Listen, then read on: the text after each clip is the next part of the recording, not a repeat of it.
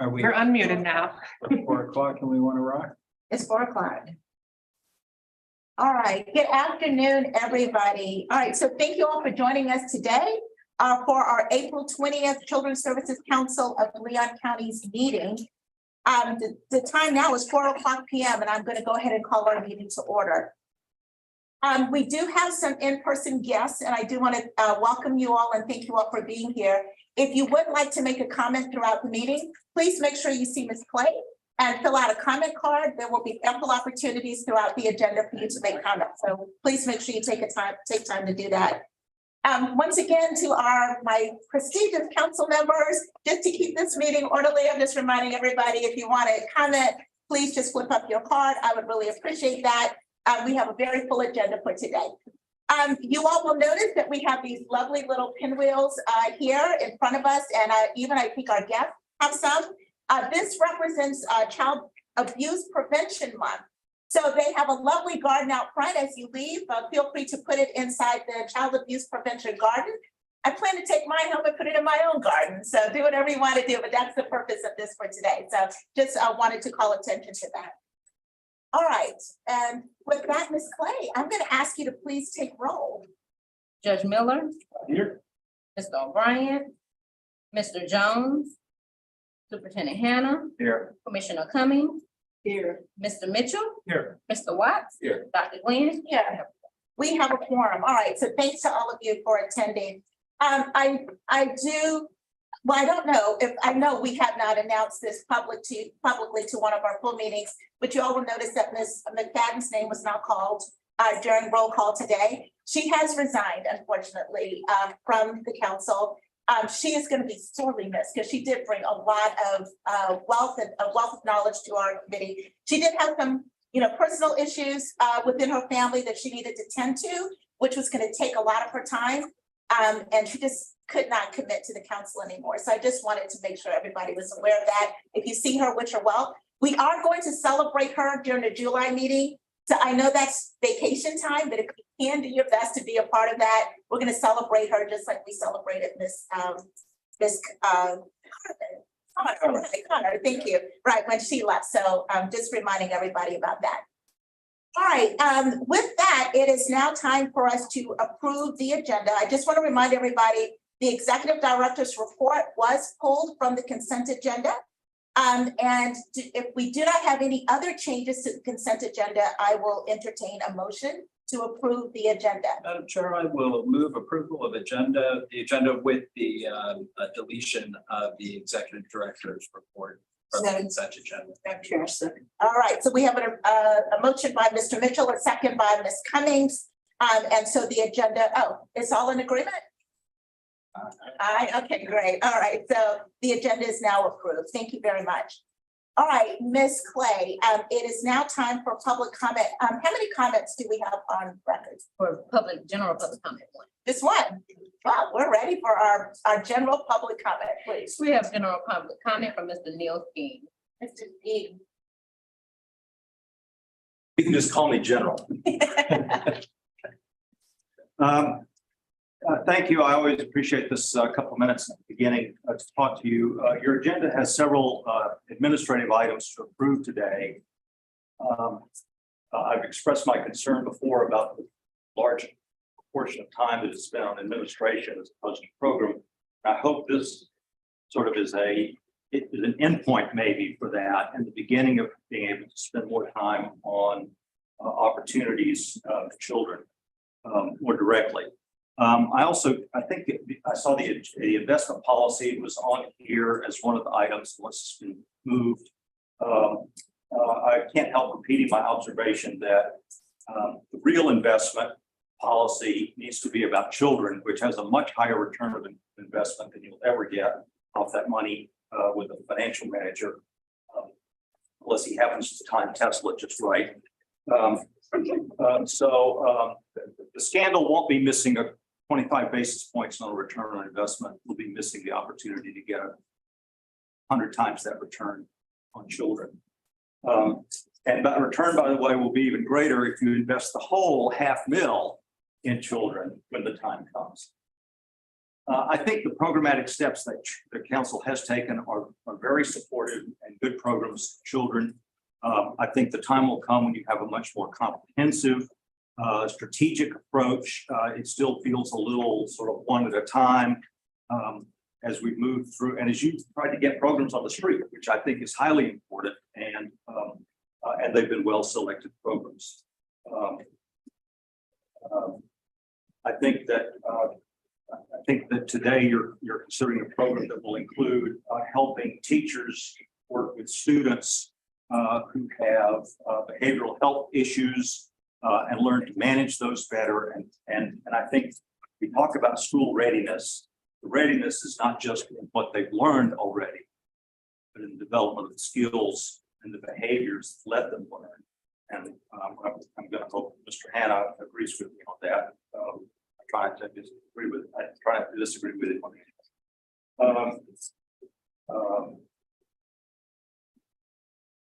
I also wanted to comment on some recurring references I've heard about reliance on other available funding for programs for children rather than the council investing in those programs. Things like COVID relief programs that have state and federal grants attached to them.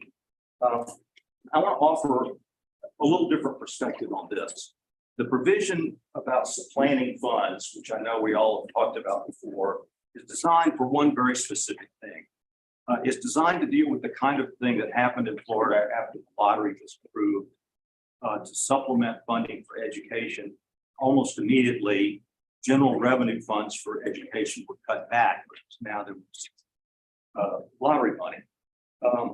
The creators of the CSC proposal didn't want to have that happen, see other programs cut, because now it would just be up to the council.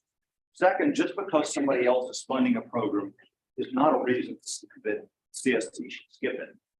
There are grants down, there are programs that are around that are very close to the kinds of things you've been talking about. But most of these programs are there because there is a new recognized urgent need for mental health care, for food security, for other kinds of things that these programs are funding. I've never seen a federal or state program that serves everybody that needs to be served as effectively as they need to be served. So I hope you will, I think your staff is capable of coordinating and examining where the gaps still are, where the need still is, without simply saying, oh, it's covered by this program or that program. You don't need to worry about it. I think this also came up in the evaluation of summer funding at 1 or 2 points when I was listening to the public meeting evaluations. So I won't go on about that. You are the captains of your fate and the children's fate in this county. And if there is success, it will inure to your benefit. If you fill the gaps well, it will inure to your benefit and to your credit. If you leave it to others, I think you will miss an opportunity to ensure the highest integrity and the greatest benefit for all of the children in this county. Innovation takes work. I'm glad you've got some additional staff to help get there. As always, I just want to thank you for the energy and the time you spent on this, and for you, the council members, and the staff. So thank you very much, Madam Chair. Thank you, Mr. Smith. I appreciate that. Do we have any other comments? Yes, we have general public comment from Ms. Emily Fritz. Fritz? Thank you. Good to see y'all. Thank you. Emily Fritz. Do I have to give my address? Okay, all righty. I served on one of the committees that did the evaluations of the providers, and it was an interesting experience. I will say all the presentations, I thought the people were very sincere in their motives on the program. But I want to address the issue of planning federal funds. I served on the summer feeding program. The Department of Agriculture funds through federal funds. They fund breakfast and lunch. And there are 87 sites in Leon County, all over the county, and they are not functioning at full capacity. A couple of the applicants applied for breakfast and lunch funding. They were not even aware, some of them were aware but had applied. A couple were not aware that they could get money from the Department of Agriculture. They are now because I asked that question and I informed that it was not too late to become a Department of Agriculture provider. So that is where those breakfast and lunch should be funded. Now, some of the other applicants had different programs, but several of them were focused on breakfast and lunch. I do want to say that the Department of Agriculture list, which I made a public records request for, it was from 2022. So the 2023 list is not available yet because they're adding to it as we speak. Also, I wanted to say that last year, y'all were very lenient when you chose who to fund, looking at the scores. And I think every voter in Leon County, whether they voted for or against the Children's Services Council, want you to be the best. We don't want C's. We don't want D's. We want A's and B's. When I was in school, a 90 or above was an A, and 80 above was a B. The superintendent can correct me if that has changed, but that's the way it was when I was in school. So my recommendation is not to fund any programs that were ranked less than 80. Because if you get a C program, you will be a C council. And everybody wants you to be an A council. We want you to be the best children's services council in the state. And if you fund C programs, you'll be a C council. Thank you. Thank you, Ms. Price. We appreciate your comments. Ms. Clay, any other comments at this time? No other comments at this time. No other comments at this time. Okay, thank you all very much for those of you who spoke. All right, it is now time for us to review the consent agenda. I hope you all have had an opportunity to see it. It was inside your packet.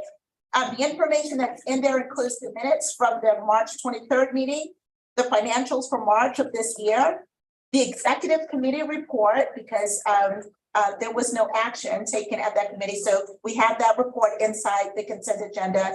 And then also the investment work group update is in there. I just wanted to remind everybody what's in the consent agenda. If we do not have anything else to discuss that's in the consent agenda, I'd like to entertain a motion to approve the consent agenda. Madam Chair, I will move the consent. Okay, do we have a second? All right, we have a motion by Mr. Mitchell and a second by Mr. Watts. All in favor? Okay, all right, the consent agenda is now approved, so thank you very much. All right, it is now time for our executive director's report. Ms. Green, I will turn that over to you. Thank you, Chair Glenn. I just want to bring a couple of things from the report to the attention of the council. So first of all, as Glenn mentioned, we created by the resignation of former council member Liza McFadden. I was actually literally just alerted before this meeting that an application should either be live or be going live on Leon County's website to take applications to fill that position. Regarding the other appointments, we are still awaiting information from the governor's office. So just wanted to bring that to your attention. Also want to bring to your attention a letter of support that we provided to the council on the status of men and boys. CSC Leon will be represented on their planning council, their planning committee, to help with the CVI and help them develop whatever the strategy is going to be for their funding. You're aware they have a federal grant. So we are at the table on that, which fits in line with one of the categories of youth gun violence and how we help to address that. The third thing is the summer expo. So Leon County and the city of Tallahassee will be having a summer expo. They are going to have it here on Saturday from 10 to 2. We're hoping the weather cooperates. Right now it's supposed to be raining. But we will see that. Wanted to bring that to your attention. And then the last thing is just wanted to bring to your attention the evaluators who served on our evaluation teams for our summer learning and summer feeding that we will go through later on. Very thankful for them, but more importantly, we have 3 more procurements on the street. I believe that I emailed you guys the links to the application. Please spread it far and wide and wide and far and tall. And at the bottom too.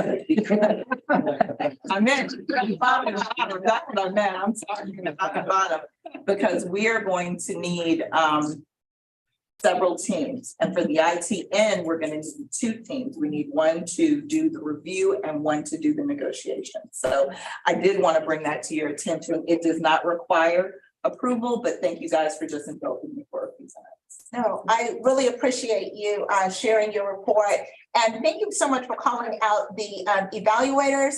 I know Ms. Fritz, I know you were a member. I think there was also another member in the audience. Thank you, Mr. Johnson. And Mr. Hurd. And Mr. Hurley. Where's Mr. Hurley? There you are. Thank you all so very much. I know how much work that is. It's a lot of work.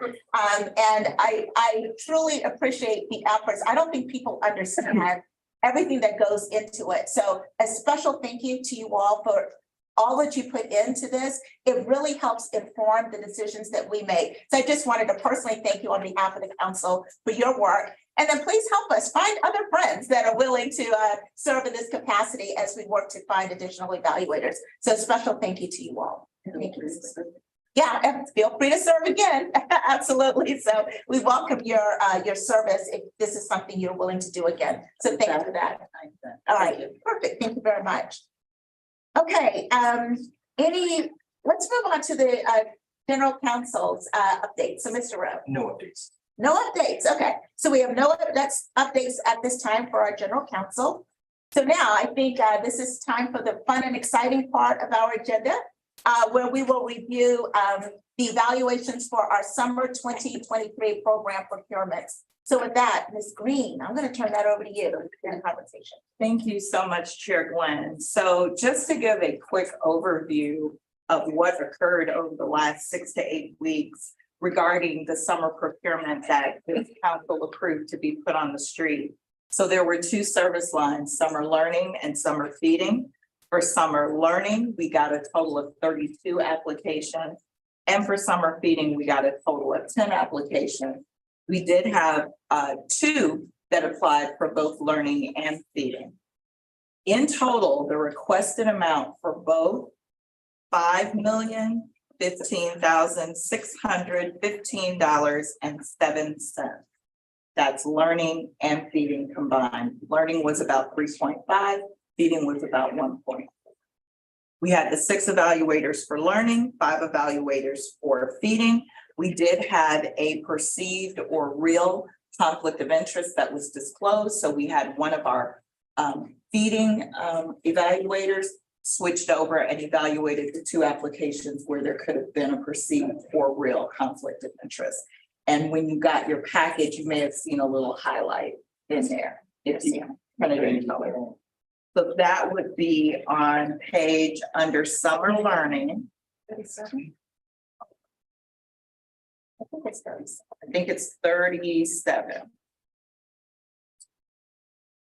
It's up highlighted. So it's 38. It may not show up highlighting for you guys because we printed it in black and white, but it would have been for number 10, Mount Olive.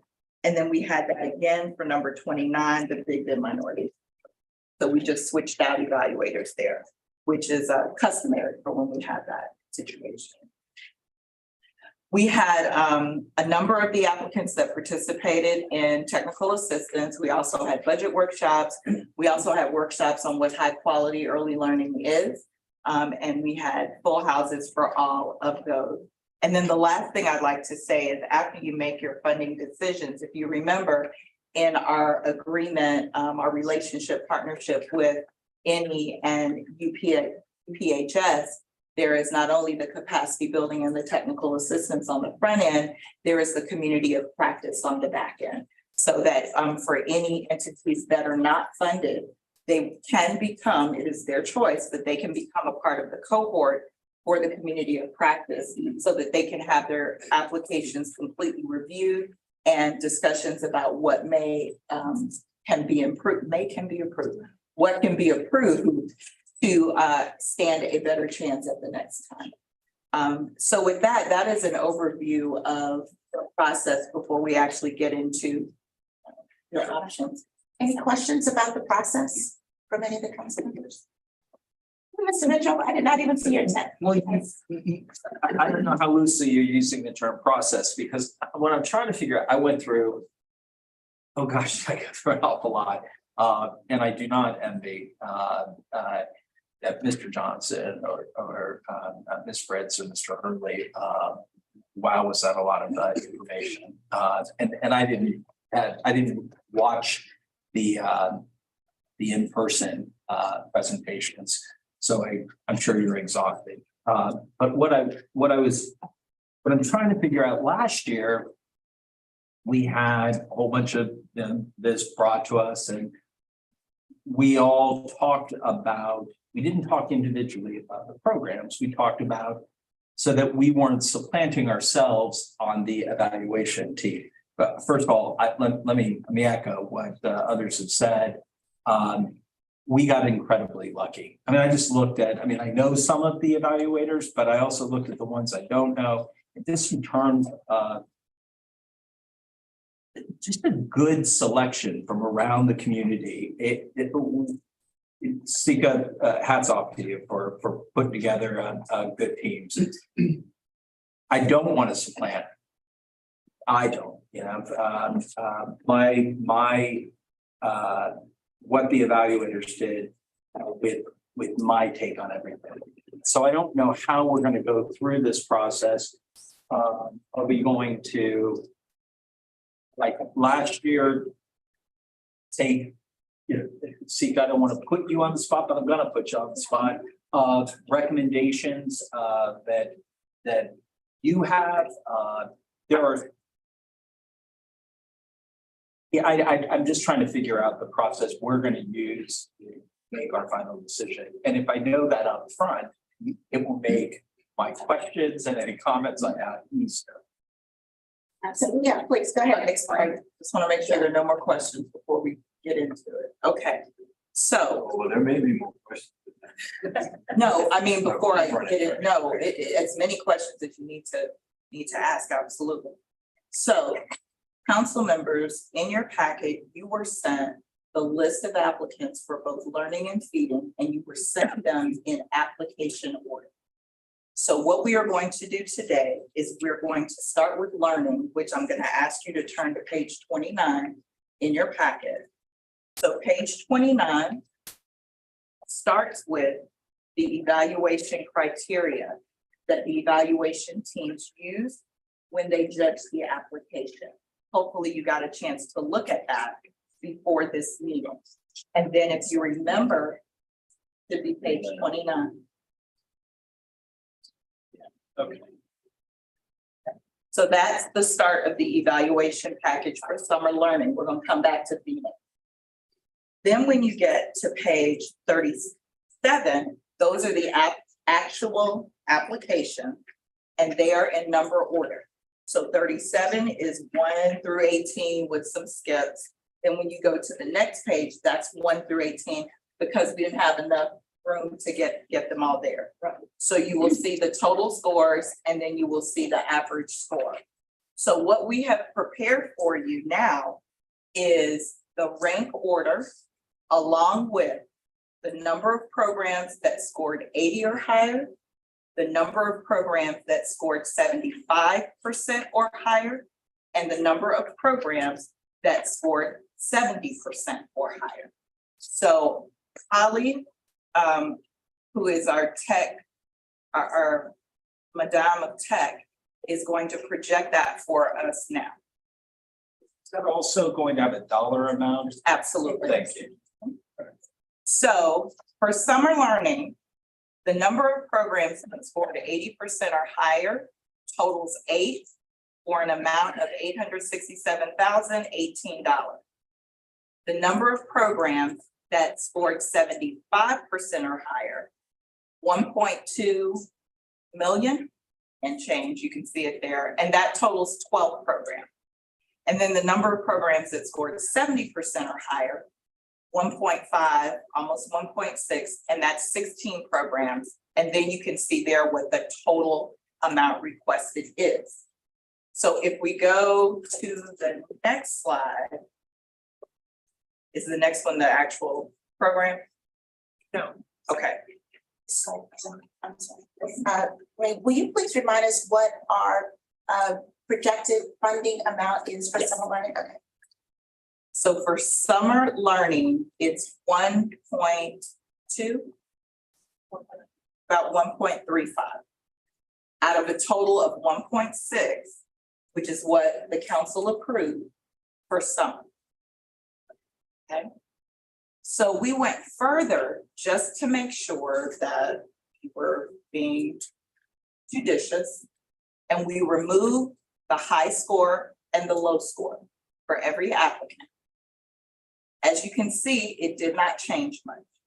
80%, 8, and the number changes just a little bit, 75%, 12, 70%, 18. And there may have been one program that like came in at the 70% when you remove the higher level.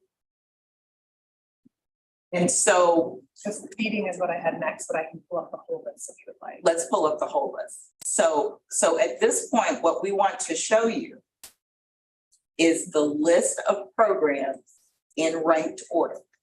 So you will see the list of programs with the highest score at the top, the lowest score at the bottom, and you will see splits at 70, 75. But it will be bigger Yeah, I'm making it bigger right now. because we can't see it. CK is always doing this. I'm sorry, Mr. Miller asked. Is there a document that matches that in here? There is not. I didn't put that in here.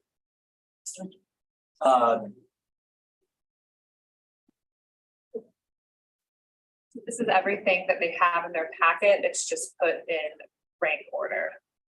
So I just want to go back and make sure I Let's print that out. I thought it was gonna project a little bit larger. Sorry. No, it's actually just sensitive. Yeah, you can.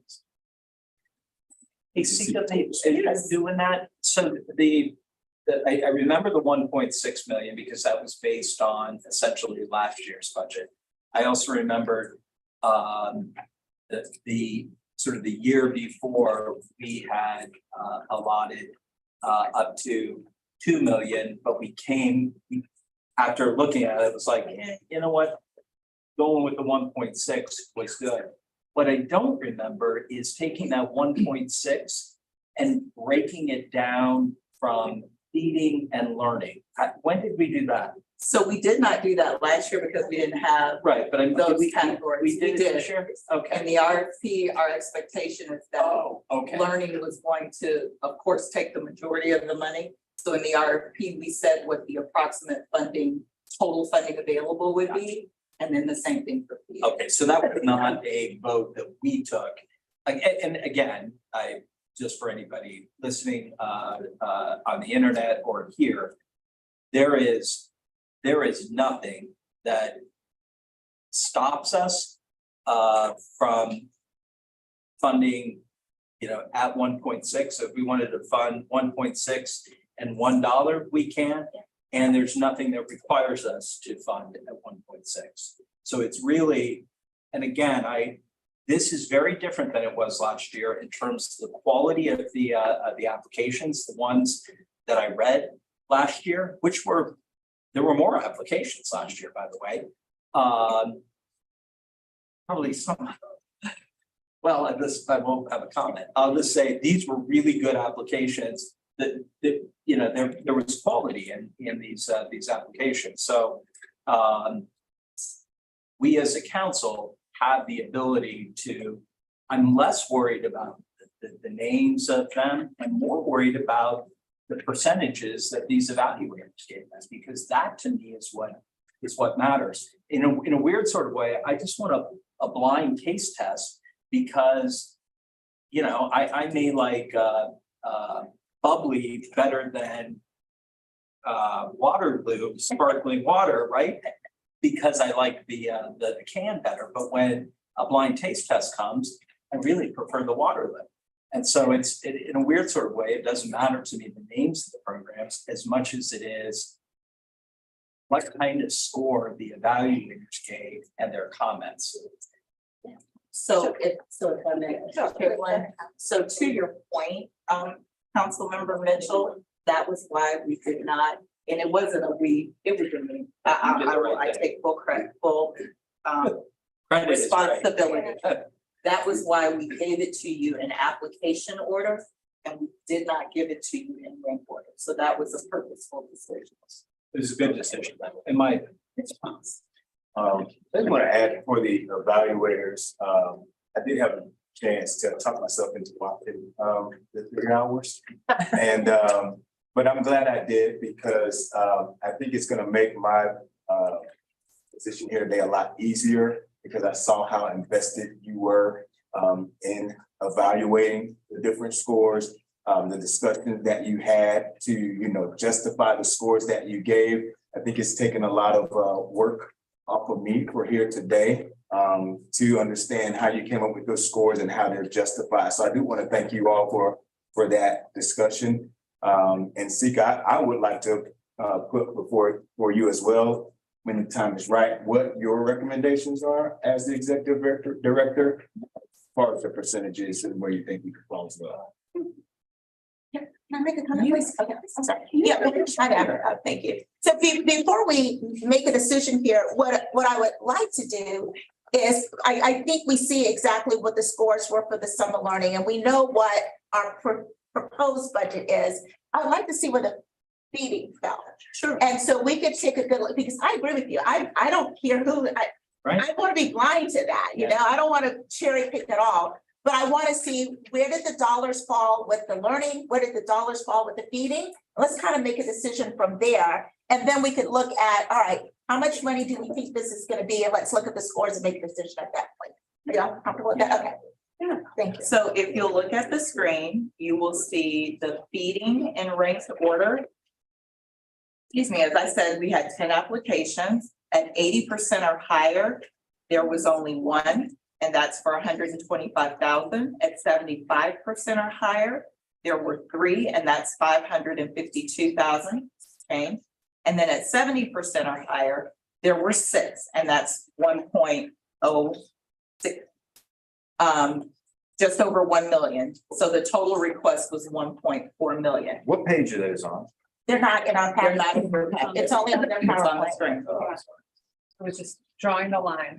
You just, and so again, for due diligence, we took out the high and the low.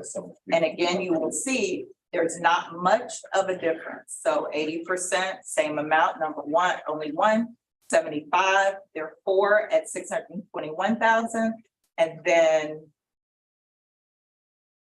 So with the Did you just high- flip something? Yeah, I was trying to show you as we went. Okay, And technically that should be a 5 at the 70%, not a 6. My apologies. Okay. I just realized that the math did not have error. okay, So that's the one error, is that at the 70% or higher, when we take out the higher or low, one bumped up to 75, and then that last number should be 5. okay. So what she's saying is at the high low, if you take the high low out for feeding, you've got 1 at 80. You've got 4 at 75, which is a change from 3 before. And you have 5 at 70, which is the change because the high low bumped 1 up to the 4. I'm sorry. So with the high removed, we still only have 1 at 80%? That's with the high low, you still only have 1. Oh, So, Madam Chair, please. So- Yes. so based on that chart, then, and the number of applicants that will receive for feeding, that includes all the applicants. Yes. Is that correct? All 10. And that 1.4 is within the allocated amount, or as our treasurer said, we're flexible as far as that amount. Right. As the council, you can do whatever you'd like with that 1.6. But 1.4 was the total request, just in feeding. In learning, it was 3.5. Well, I'm very impressed with with the analysis and the scores, because all the proposals are ranked 70% and above. Thank you. Yeah. For the feeding. I see multiple hands. All right, I'm gonna go first. My question is, did you all add up? Did you all add up? Are you getting ready to make us have to do some on-site math? Okay. If we, And if you do, we'll do. Got a promotion, sort of point that out. 70% of the learning and 75% of the feeding, where does that fall? It ends up being about 1.8, 1.9. So we're still technically over budget if we do the 75%. Over budget is a relative term. Over our perceived budget for now. Yes. Okay. It's over the amount you approved. Okay. So I just want to repeat that, Terry. So if we do 75% of both, That takes us to 1.8, which is.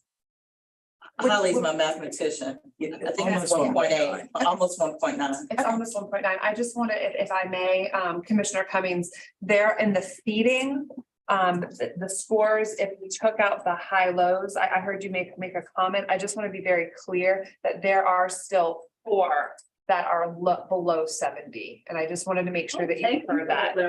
I didn't want that to be on the record incorrectly.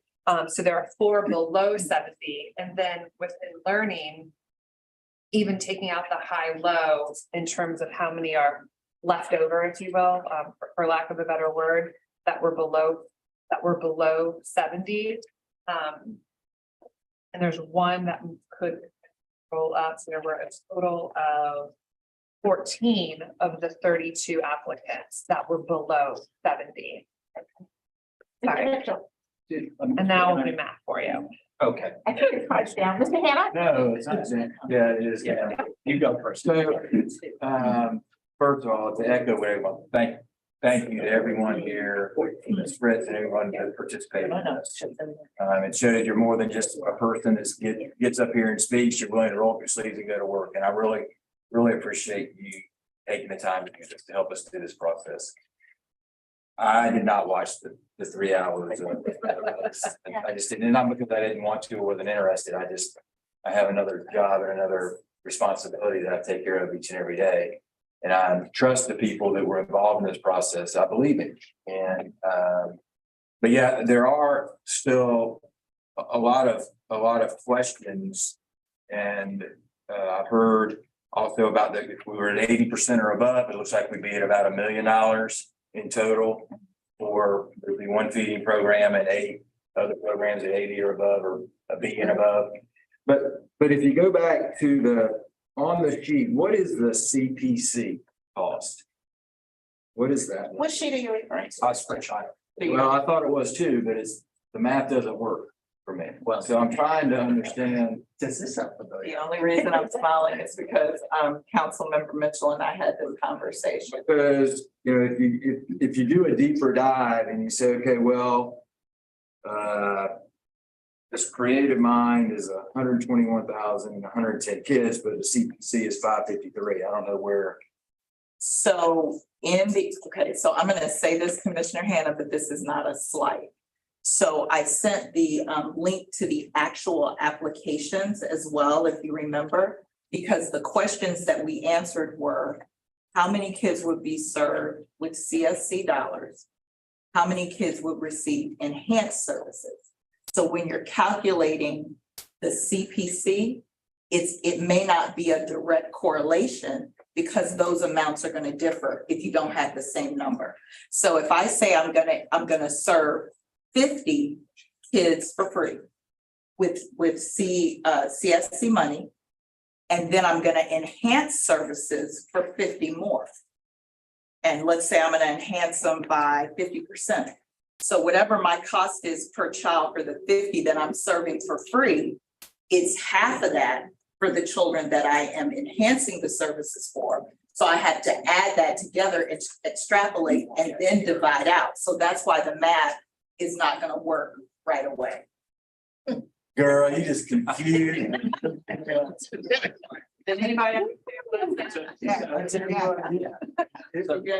So just so you know, if you think of a Children's Services Council only person, as this is how I did it in my head when Sika told me that, because I was baffled. CSC only, give it a full 1, okay? It's 100%.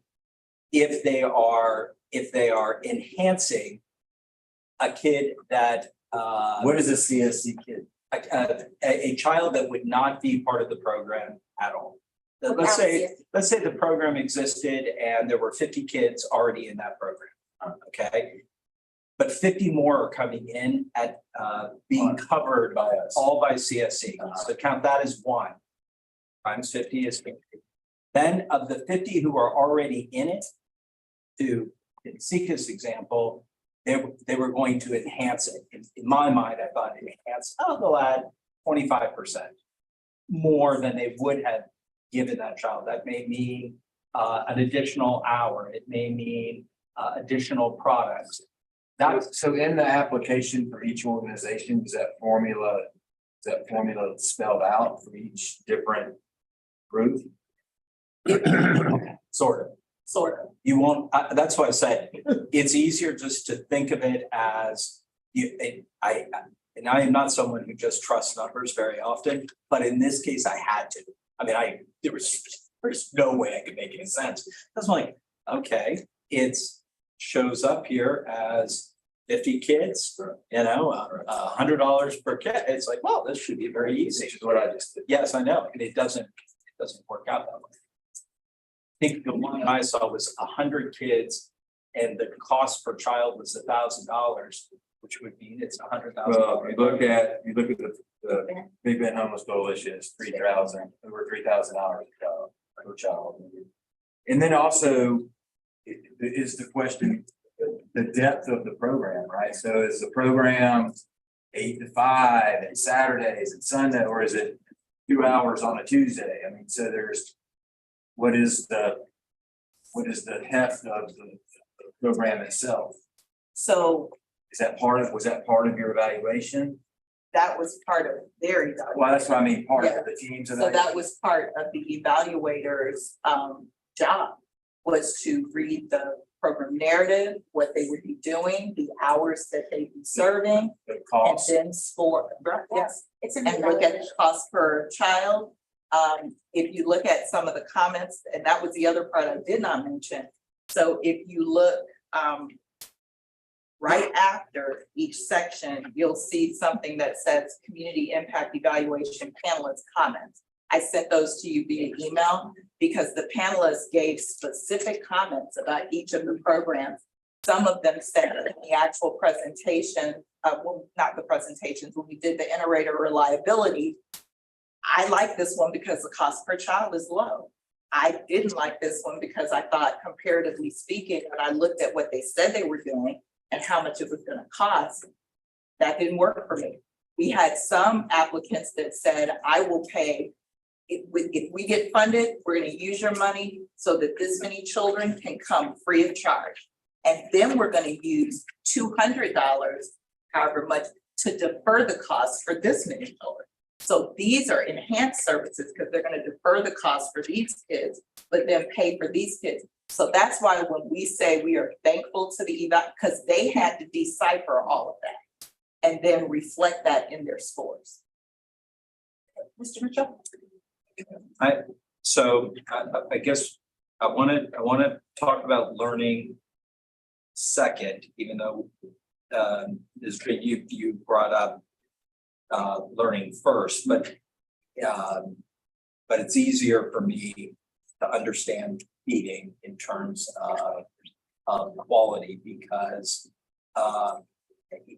it's easier for me, and I'm looking at the 80 or better and 75 or better, right? And I'm trying to, so what Jacinta you sent out, what you just handed out, I can go 1, 2, 3. Is that how I do it on this one, right? Okay. So number one seems like, okay, that's very easy for me to wrap my head around it. And I'm not sure that I want to apply the same scoring criteria of where my cut list is for education as feeding. And I don't go into it with a bias. I just go into it, how can we feed kids during the summertime? And I want to be sensitive to, Mr. Johnson sent us a memo and Ms. Fritz made comments. They were both on that evaluation team that there might be other programs out there. I don't want to take money away from educational programs to provide feeding if there are feeding opportunities that are already out there that could cover the same services. So I really want to focus in on feeding to begin with, because I know there are federal and state programs out there, and in Mr. Johnson's memo to us, he mentions Feeding Florida and Robin Safley, and I'm thinking, yes, I like. I don't know where to cut it though. I mean, my instinct tells me I want to feed children, you know? That's a good instinct, you know, it's an important instinct, but at the same time, there's another program that's gonna feed those same children. Let's not take the CSC money, let's save that for a date in the future, or apply that money that we would save to fund more educational opportunities. People's comments. Thanks. Yes, Madam Chair, just briefly. Oh, and let me say this initially, I certainly also share the sentiment of thanking all of those individuals. They graded the proposals. There were some great proposals. I know very time consuming, very time. And I appreciate the analysis as well, but I'm looking specifically at summer learning program. And I'm just wondering, you know, we're looking at 80%, 70%. We look at the projected number of children that will be served, enhanced. I'm wondering if we look at how many children are we potentially excluding if we look at risk issues? If we look at the scores below 70%. Do we know? Did we analyze that? So, And because let me say this. The purpose in my mind, and I'm primarily concerned about serving our children. And that's what we were concerned about last summer. Remember? And so while we are looking at these numbers, we're looking at the ranking from various programs, I want us to recognize that we're going to be excluding hundreds of children based on our cutoff criteria. And so based on the proposals, I was just wondering if we cut off at 70%, if we look at below 70%, say between 60 and 50%, how many children are we projected based on the apps that were received? How many children will be excluded from any summer learning assistance? Summer aid. Oh, Summer learning. I'm looking at summer learning. so Holly, that was a request. Will you please just repeat that briefly for her so that she could be working on that now? Go to Mr. Watts. Yeah. I'm sorry, Holly. No, I was wondering if we had looked at, or if you can do it real fast. If we have a cutoff of 70% and above for summer learning programs, if we look at those proposals that rank below that, how many children are we adversely? Well, I shouldn't say it. How many children would not potentially be served? Thank you. 1,090. There you go. Well, I just thought. That is, but that is below 75%. Below 75. Below 75. And did you use CSC only or enhanced? Okay. There's the I difference. use CSC. Oh, that would be appropriate. And can we, That would Madam be Chair, can we Right. calculate then between the number of children that would be excluded? If we just looked at between below 75% and 60%, that 15% window there. We'll give you time to work on that, Holly. Mr. Watts. Yeah, so to the feeding, and listening to the evaluators and the concerns expressed around the, supplanting or already funding that's out there. I'm just curious from Sika, how do you, I believe they evaluated and still just followed the evaluation rules, despite, that kind of barrier of is it or is it not already something being funded? So I think they evaluated still just based on what they had in front of them. So how do you assess that you could even establish if, for example, if Second Harvest is already, do you think that you have the capacity to, is that possible?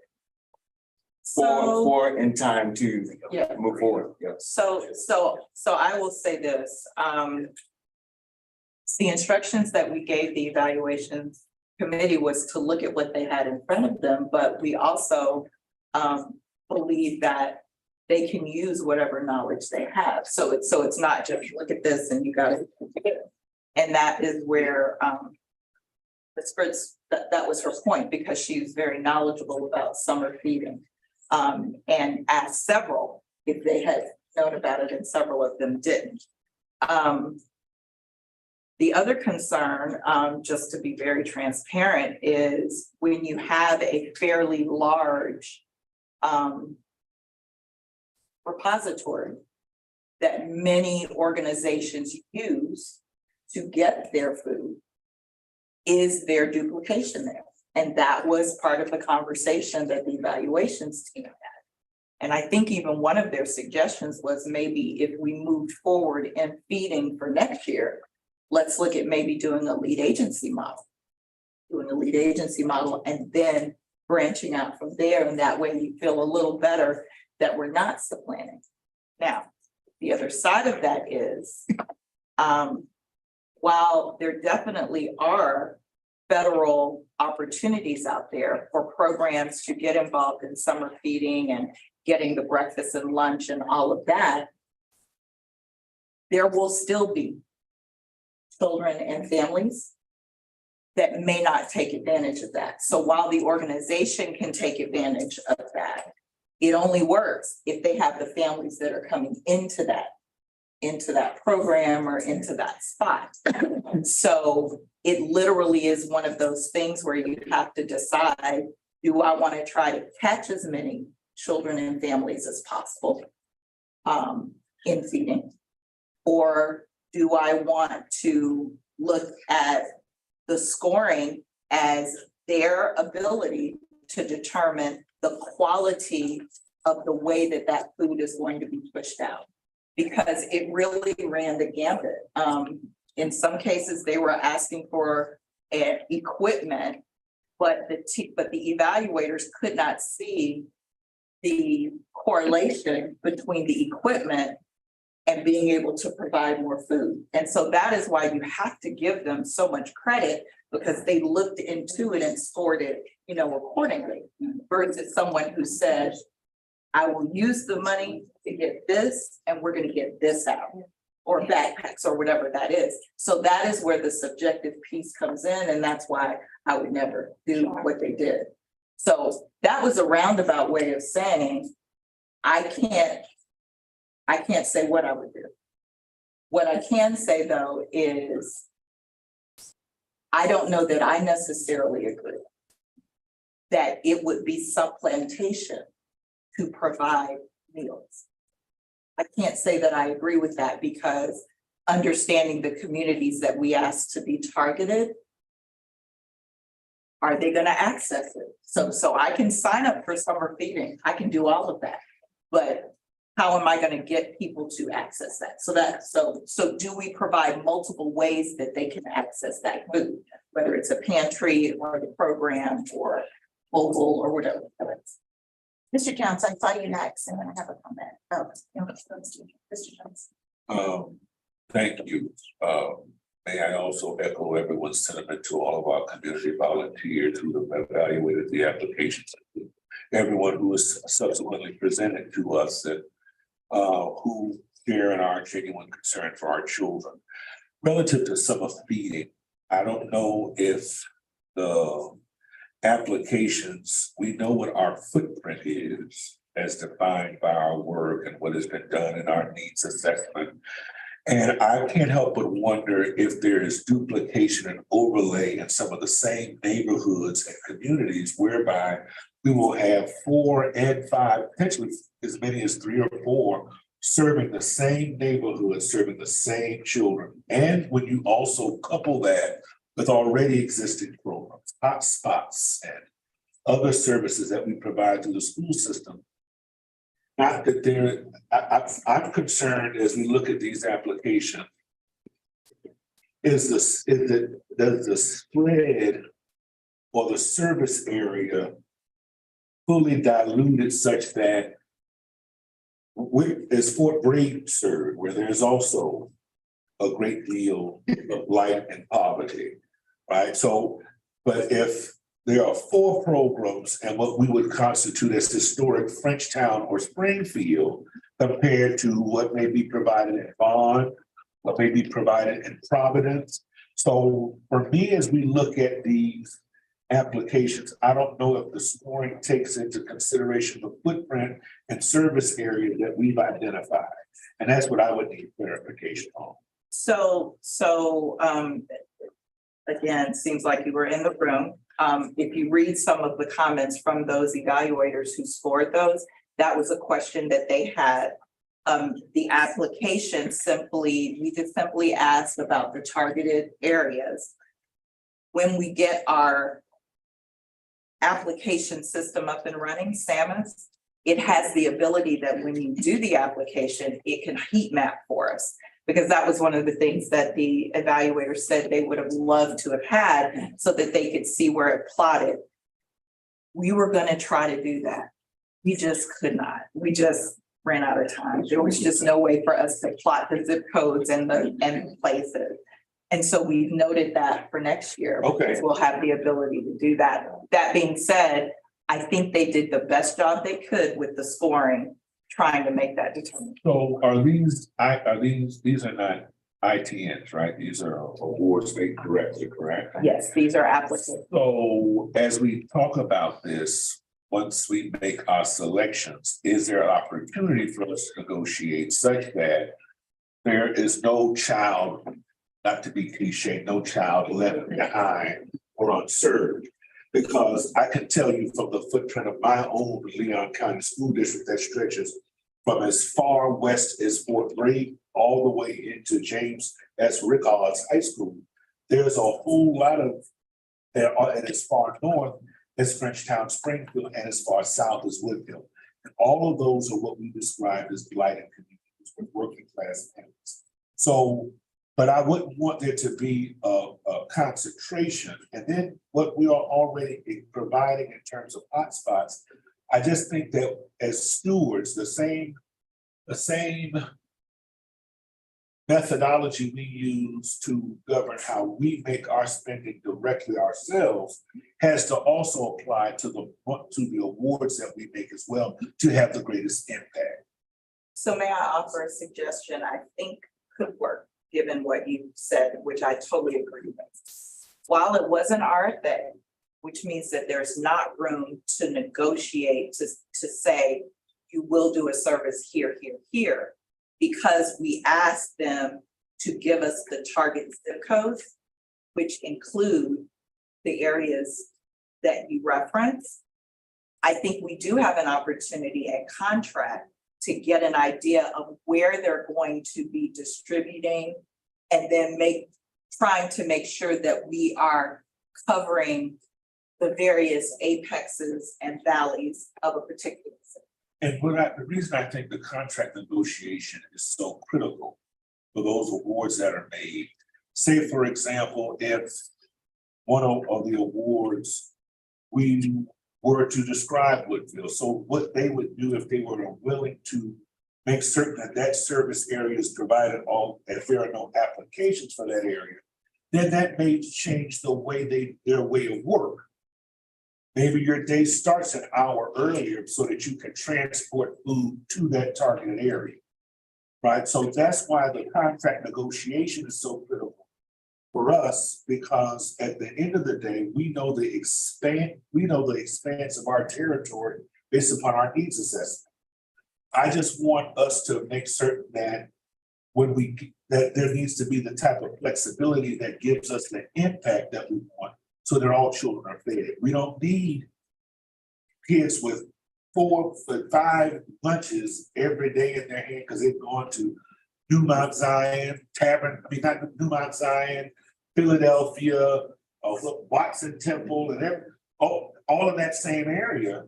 But then there's no one down there at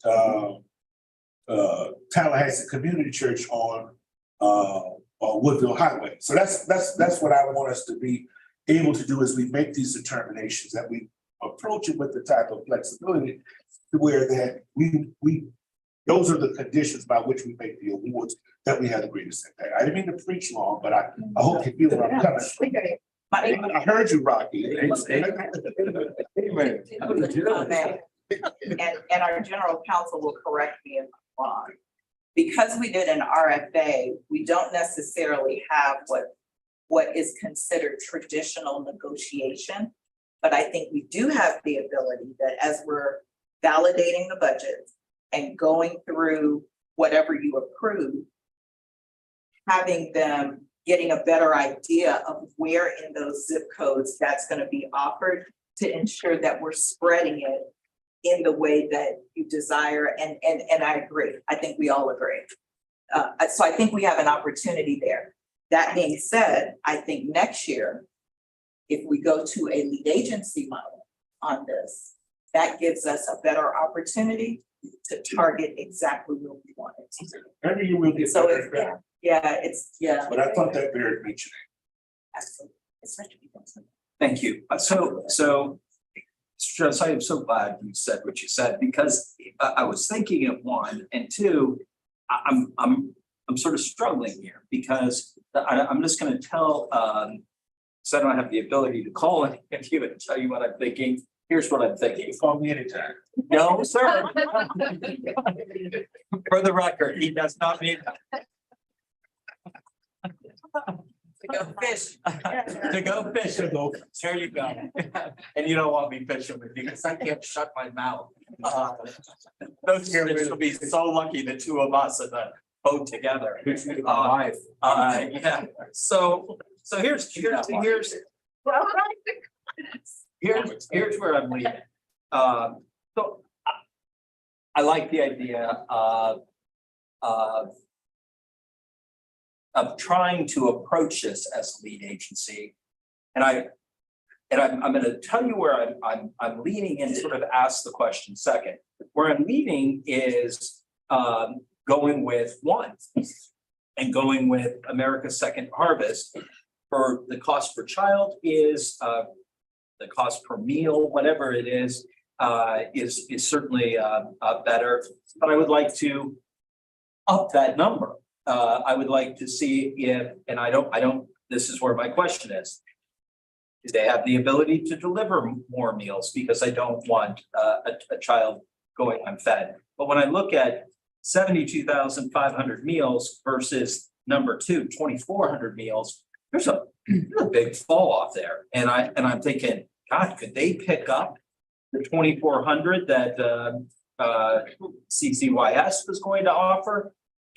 And by the way, the Family Worship and Praise Center, and do they have the ability to Mr. Jones's point, I wish he was here, but to go to Fort Bragg, to hit all the geographical areas. So two questions. With the number one selector or the number one choice of the evaluators, I wish, like Mr. Watts said, I watched those darn 3 hours. I'm gonna guess that they understood the Department of Agriculture's. I would love to pick one group and say, please provide where our needs assessment tells us we need feeding programs, and where the public is crying out for meals. Please provide that America's Second Harvest of the Big Bed Inc. And we will allow you to do that, and we will increase your budget over 125 if that's what we need. If we need more than 72,500 meals. So I hate to throw a monkey wrench in, Right. but I'm gonna have to. So number one, for the RFA process, we can't award more Okay. than what they requested. Right.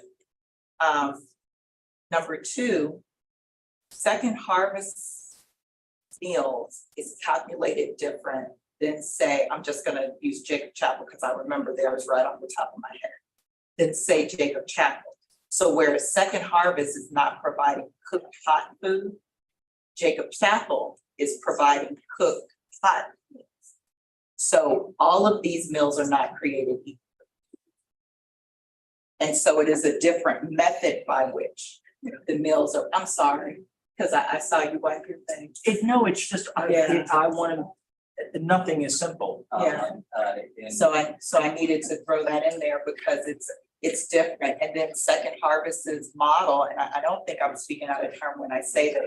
So when you look at their cost per, their model is different because they are a part of a larger Feeding America versus one of the others that may get some of their food from Second Harvest, but then they're cooking that food and then delivering that food or opening up their space where people can come and get that food. yeah. Before we started this process, did we know what number of meals we needed to be served? It's so subjective. I mean, we have the needs assessment that says what the need is. Keep in mind, that was a point in time. And it was, even when we got it in June, it was for however many months previous to that. What we did have and asked for our applicants to think about and contemplate was where they would be providing the meals. We did have information on the schools that would have summer programming and whether meals would be provided.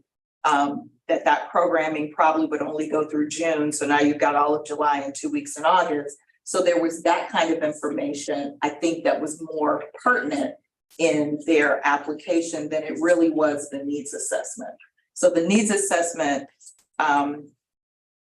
worth every penny, gives us that overarching shape. But now here we are almost 2 years later and the landscape is looking a little bit different. And I will even go further to say, Superintendent Hannah and School Board Member Jones, I know there's one, maybe two Title I schools that lost their staff for feeding.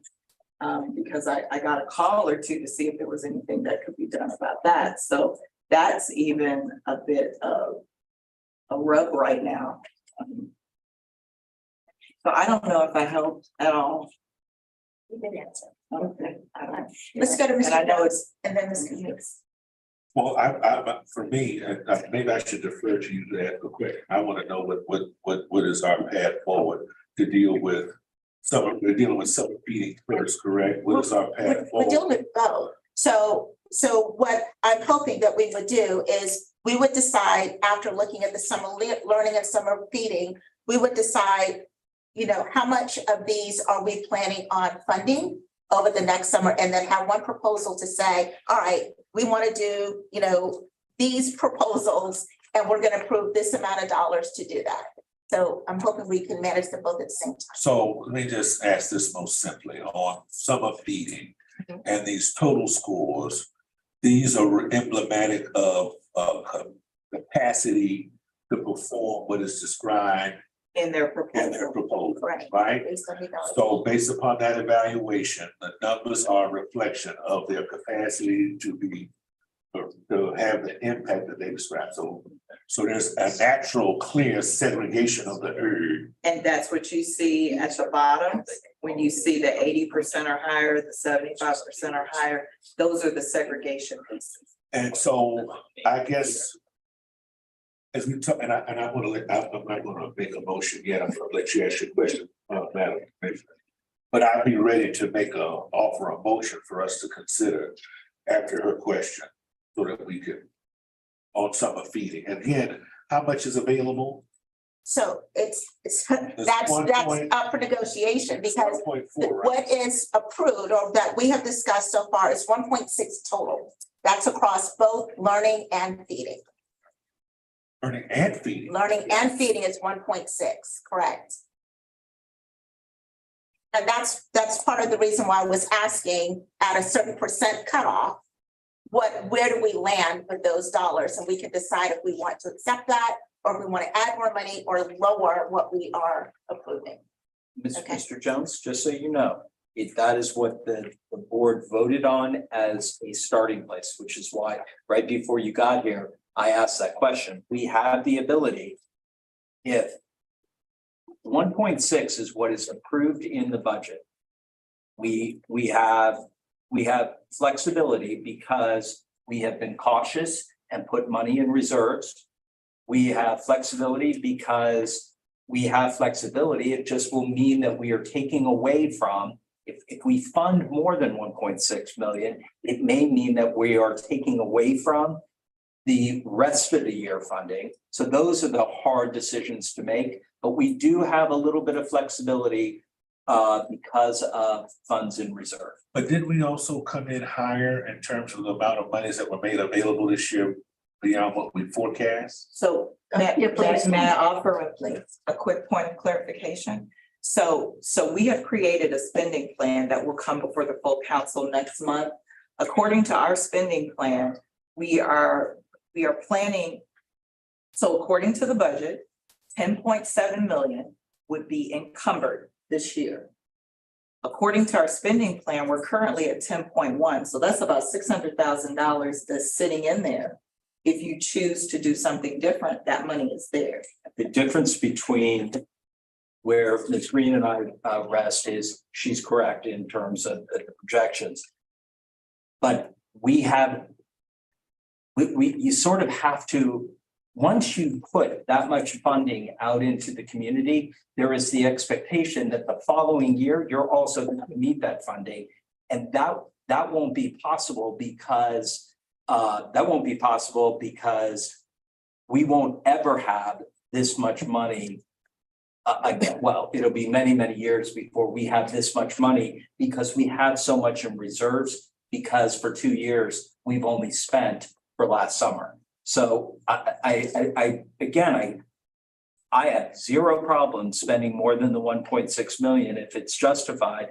And I think we have it just in our reserves. But Ms. Green is absolutely right in what she's saying.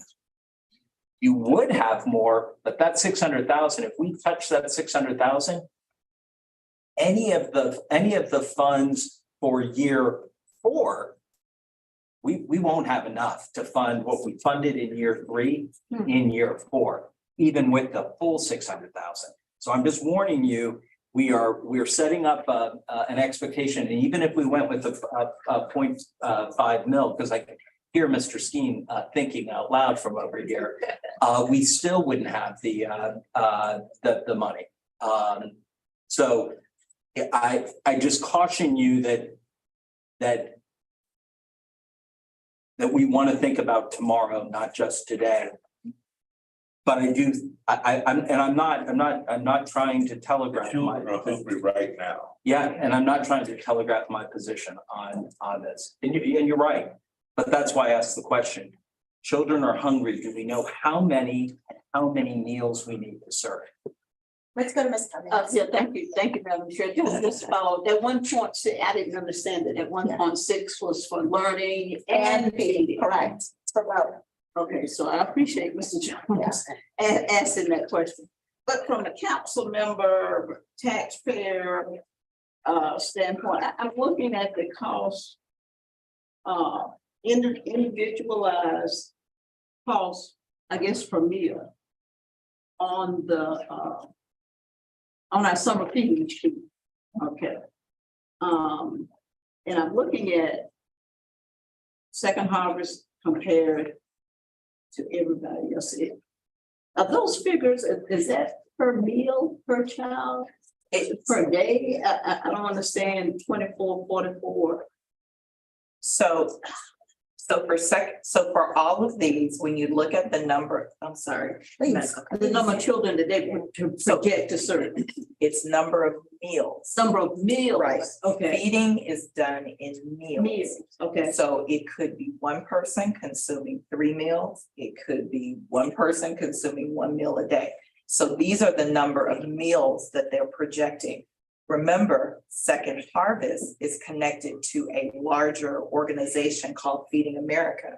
So the reason that when you look at their cost per meal, it's much lower because of those various agreements that they have versus many, I would go to say probably all of the rest of them are either purchasing food In some cases, they're purchasing food from Second Harvest at a very, very reduced rate and then cooking that food or bundling that food to then give out. We even have some of these that are partnering with retailers. What's the word I'm trying to say? Restaurants? Is that what I'm Restaurants, saying? food trucks, Restaurants, food trucks, those kinds of things. To provide, so when they're saying the cost per meal, that's what they're supposed to do. And our evaluators scored it accordingly. Based on that, so now, so based on, this tally sheet, then, we expect those meals to be cooked. Hot meals as opposed to Second Harvest with, and we know for Second Harvest. The meals aren't necessarily cooked. We expect these to be prepared meals. Some of them are, and some of them will be food, but it just depends. And so that's why you gotta look in the application to see what their proposal was.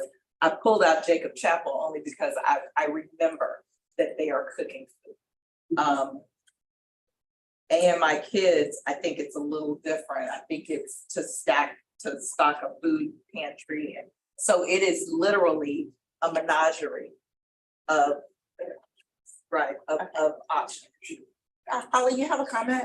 If I can just add a little bit of additional color to it in that Second Harvest is able to not only leverage their buying power, but they're not charging the council for some of the delivery mechanisms to make it happen because like they're just kind of bundling that in, if you will. Whereas some of these applications, it is soup to nuts. Is that a phrase? Is that a thing? Yeah, Right, okay, yeah. sorry. I mess those phrases up all the time.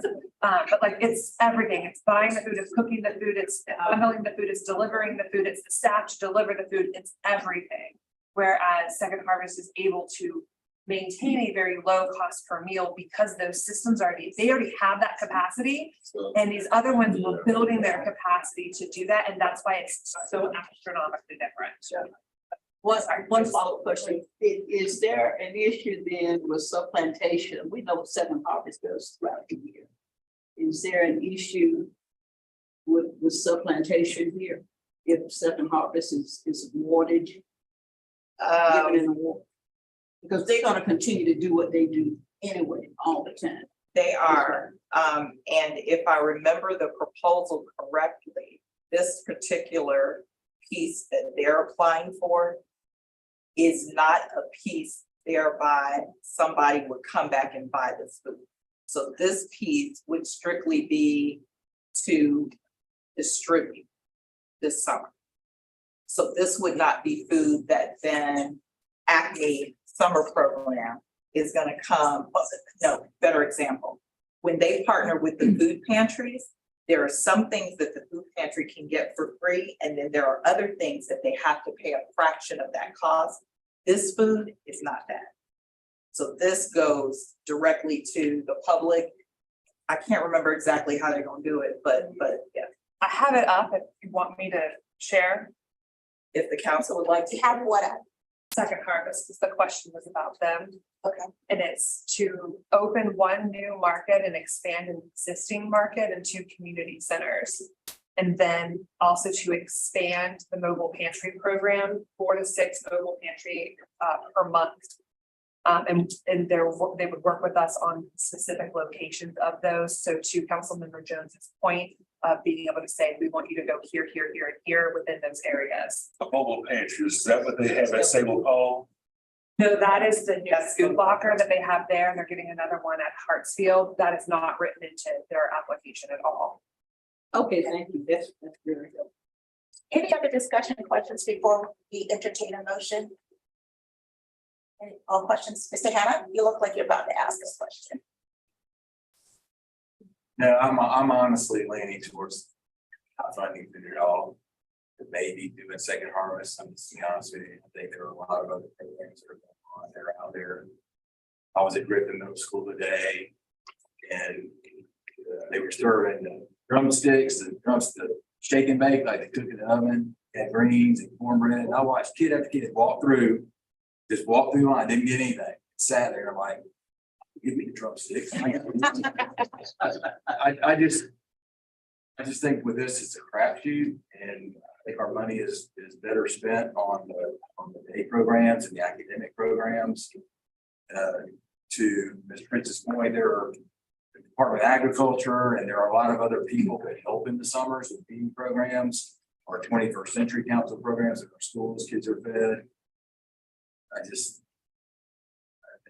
Again, I think our resources are better spent on the academic side than they are. And I mean, I don't want this, but I don't want it to sound like I'm unsympathetic that the kids are going hungry and they're starving and I just don't think that's, I don't think that's the case. And I don't want people to think that, well, he just doesn't care about the kids and starving children in the county. That's not true. I just watch other programs and what they're able to do. If we think the Second Harvest, with 72,000 meals, has the ability to serve kids that are truly hungry. I mean, not just. Okay. Right. All right, let's hear two other comments and then we'll go to public comments and then I want to entertain a motion. Mr. Jones, Mr. Mitchell. Well, that's huge. Right? This is not new to the district. District has dealt with this challenge, COVID and a pandemic, making certain that our children were fed. And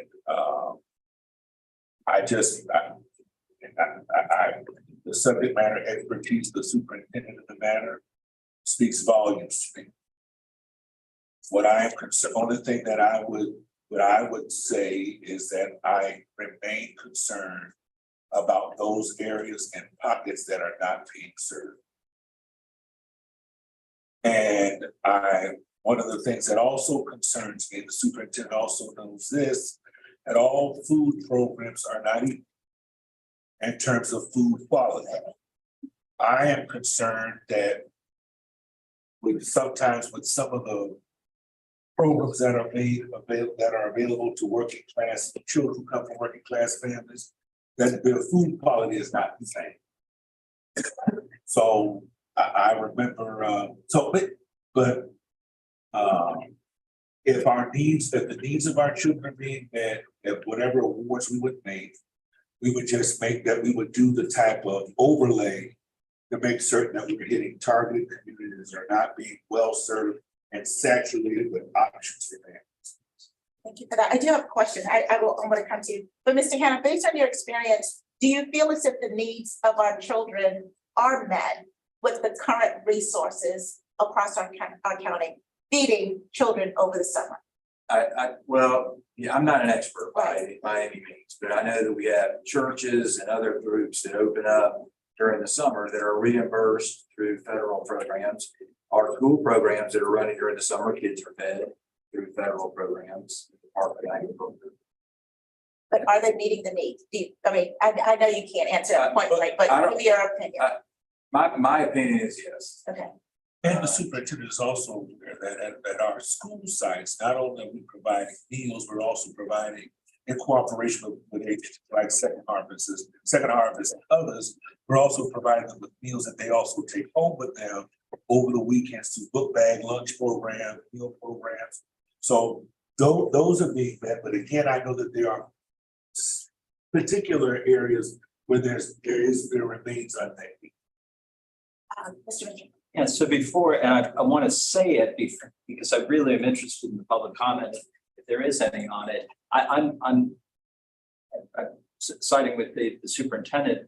I would like to the council to consider funding the Second Harvest, and that sort of gets to Mr. Jones's concern. Like, there may be pockets that are not being met, but Holly was pointing out that Second Harvest was willing to work with us and go to those pockets. So we sort of check that box. The other thing I'll remind everybody is, and Ms. Green brought up the fact that there were a couple Title I schools that reached out and said, hey, we've got this problem.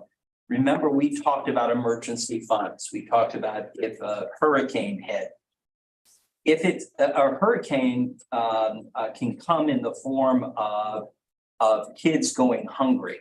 And we have a safety net if we need it. If we hear from Second Harvest as they're out there delivering these in whatever state they're in, the 72,500 meals, that we're missing kids. The council has the ability to come back and find a partner on an emergency basis that can deliver those meals. So I like the idea of at least dedicating, and it's the one that got the score of 80% or more, dedicating 125,000. Our needs assessment says, told us that there are feeding needs. And again, just like last year, we're a little bit better this year. Actually, we're a lot better this year than we were last year. It's going to be a whole lot better next year. So I throw that out as that's where I'm leaning, and I'm dying to hear the public's. Absolutely. All right, thank you for that. Ms. Cummings, and then we'll go to public comment. Yes, thank you, Madam Chair. And I don't disagree with the superintendent or Mr. Jones or with Mr. Ditchell, but I just want to remind the commission that, you know, we did have the need to counsel.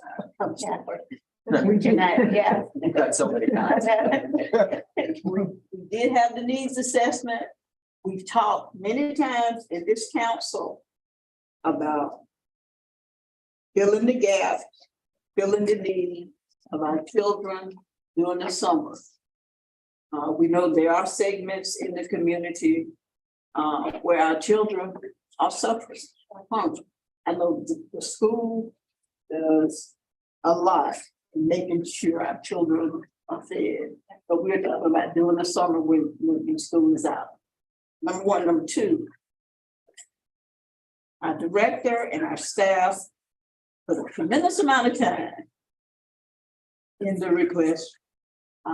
The proposal, we've had community volunteers that have ranked the proposals, and I'm inclined to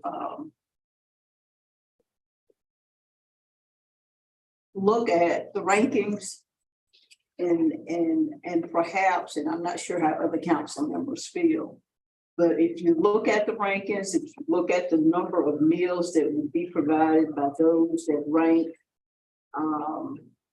85 and above, I think that 85 or 75? I'm looking. Oh, a score of 85. I'm looking at the score. Okay. I'm looking at the wrong thing. Yeah, there's only one that got here. That tells you the score. It got cut off. Oh, But if you look at the bottom, it tells you how many 75, how many okay, I see 7. Okay, here. 7. Look at mine. I got the final scores in there. Okay, thank you. I'm sorry. 75 and above. I think it would be consistent in line with our budget. It would leave considerable amount for our students in the learning category, because I don't want our children to be left behind during the summer. I would like for them to be engaged in various programs. In my opinion, more programs, the better.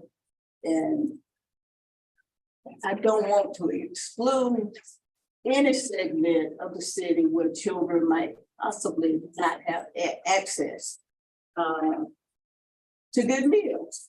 And so I think if we look at that percentage or higher, that would include Second Harvest, and it would also include other providers that would possibly be providing food prepared meals.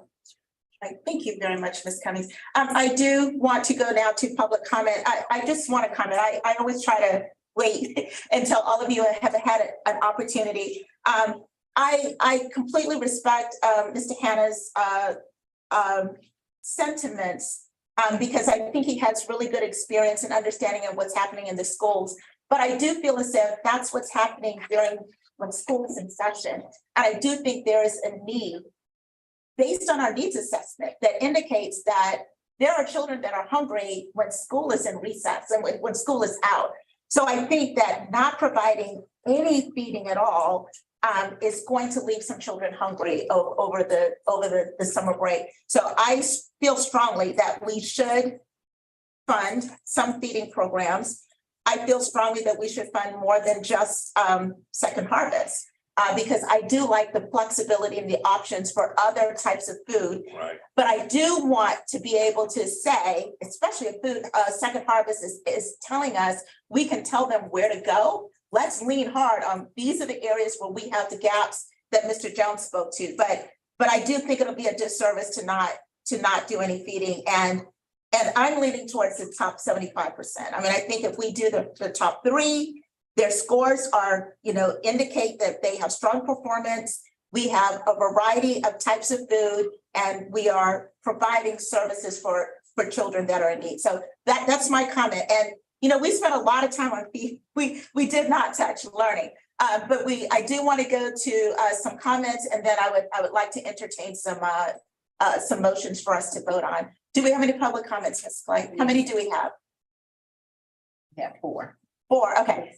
Yes, I'm gonna limit them to 3 minutes apiece, and can we get a timer, please? I'm sorry. All right, thank you very much. Okay.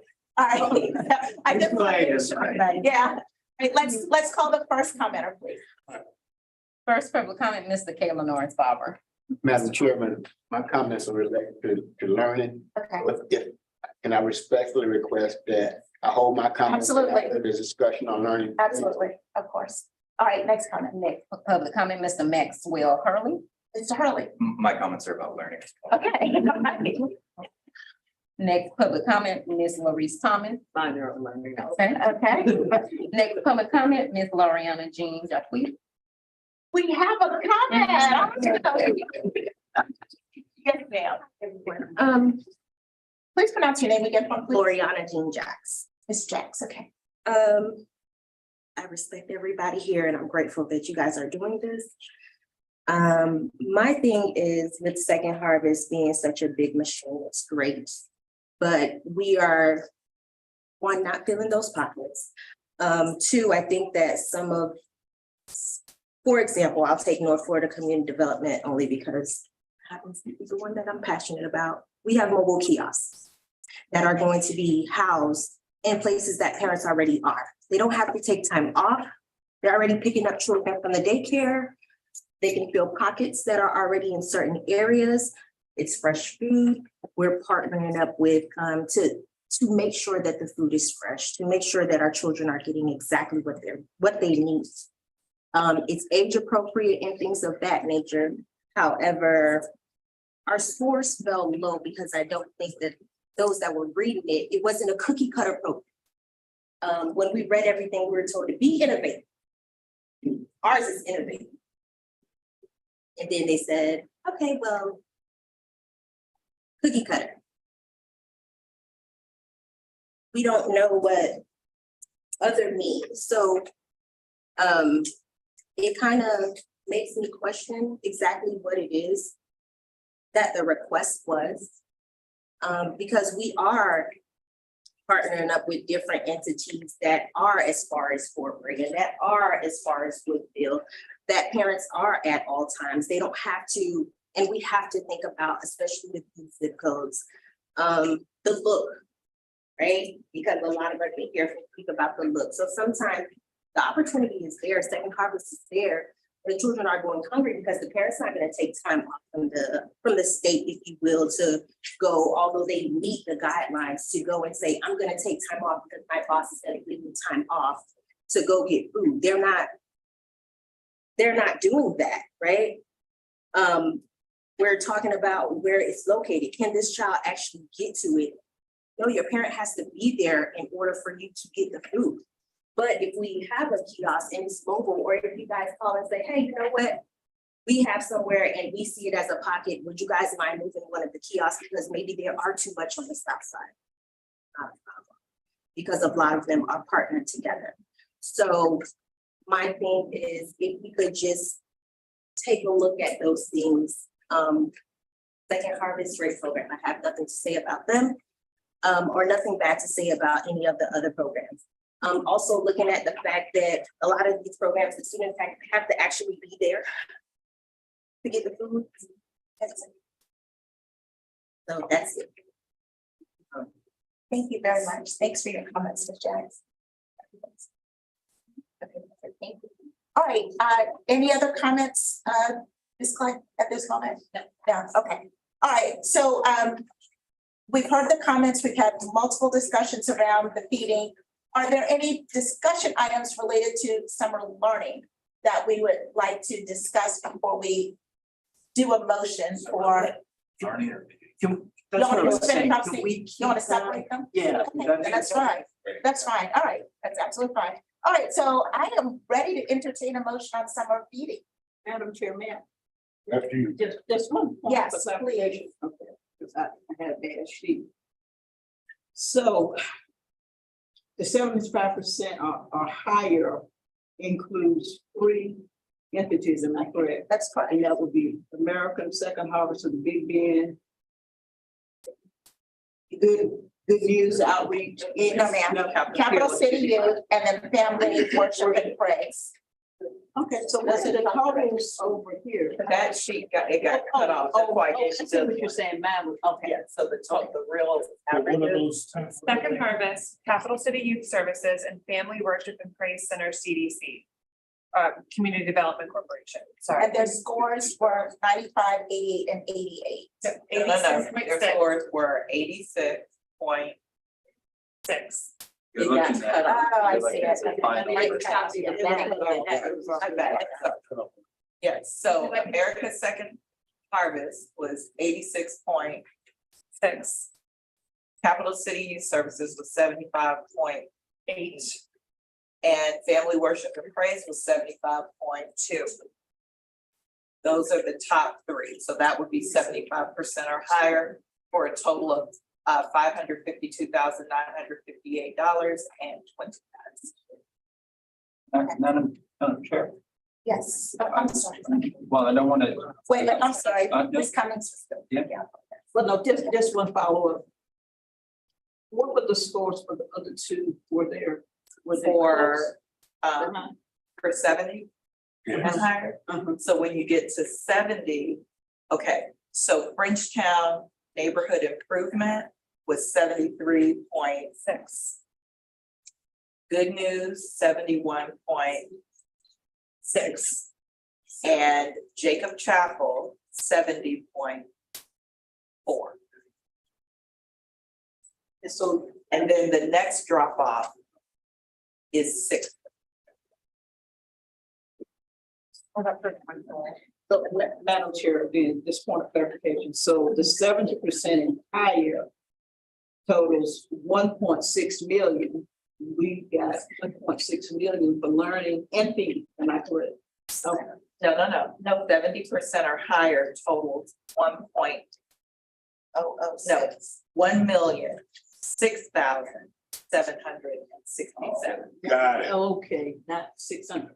So if you look at the chart at the bottom, it tells you what it totals. So the 80% and then the 75% and then the 70%. I think Mr. Mitchell first and then Mr. No, No. no. Oh, I'm sorry, well, Mr. The Jones. only reason what I'm interested in, and again, I'm concerned about impact and spread. And with our contracts that we negotiate, is it feasible or possible that awards can be made for less than the amount requested?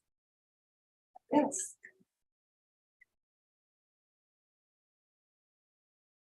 So, Oh, boy. Yeah, Got the calculator ready? well, I mean, I'm not trying to go foul here, but I'm thinking about. But what I wanna do is I wanna have impact, so if we were to take. And y'all, I mean, just something to consider. If we were to take our top 3 and award them fully.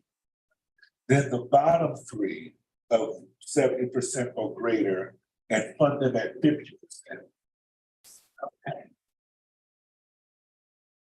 That way, we will have provided funding for 6 agencies. The bottom 3, you said? The next 3, I should say. Four, Right. five. 3 at 50%. Okay. Right.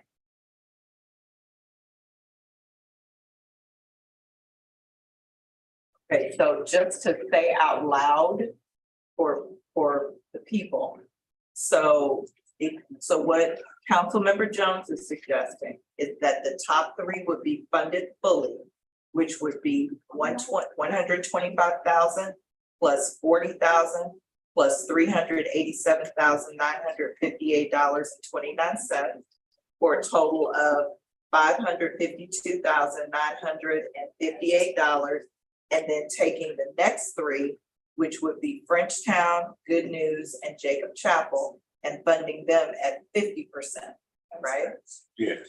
So that would be adding 207,160 plus 68,806 plus $177,842.81 and dividing by 2, which equals, $779,862.70. say that again, $779,862.70. and add that to the 500. Oh, no, sorry, that's your total. Oh, that's, Sorry. oh, okay, so that's. I'm sorry. Of all Okay. 6. Yes, the second total that you asked for, so I've actually put it up on the screen for you. You'll see that I basically just dropped in a column. The top 3 are at 100%, second 3 are at 50%. And the total altogether, when you add them, if you kind of look at this number right down here that I'm wiggling it around, it's very small, that's where you get your total from, but I can drop in a total easily. 780. 780, 780. that is correct. 1.6. Ms. Cummings. Yes, Madam Chair, I'm still considering that we only have a 1.65 that has been approved for learning and summer feeding. And I like Mr. Jones' suggestion. However, I would recommend that we cut the top 70% by 50%.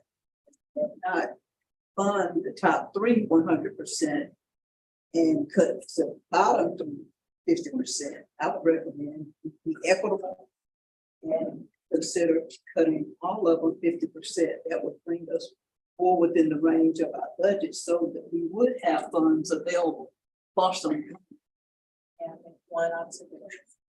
So with that, when we offer the contract, the provider has the ability to say, yeah, that's not gonna work for us, we're walking away. So I just want you all to be aware of that. Mr. Watts, you're looking at that. Yeah, to Commissioner Cummings. So I'm even wondering if we need to move forward with a motion for the feeding.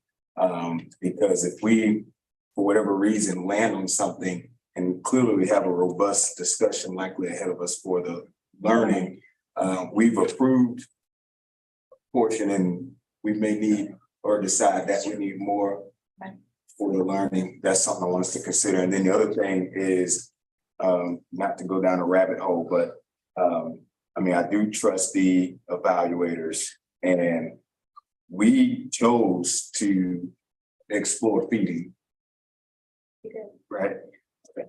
And so this rabbit hole I'm gonna go down is, you know, this will look like slightly different, I believe, this go around, because there's likely going to be someone who will be able to report back to us the effectiveness or monitor and hold accountable the folks that we choose to fund. Is that accurate? So we would know likely, let's say we were to, you know, fund the 80% and above, and we would have some type of data that say, or someone during the process saying, well, Second Harvest said they can do X, Y, and Z, and it's not being right. So I just want to, that's helpful for me to this go around as well. We have the evaluators. This is what we clearly chose ahead of time that we've had the opportunity to say, you know, so I just want to bring those up, but I am very concerned about us voting on feeding. And we ain't And that's the reason why I wanted to do learning, because I feel as though we have to know what we're gonna do in both to make a solid decision. Yeah, and so maybe we put a pin in this for a second. I just wanna make sure that we're clear about something before we move on. I thought feeding was gonna be easy, truly, which is why I wanted to tackle it.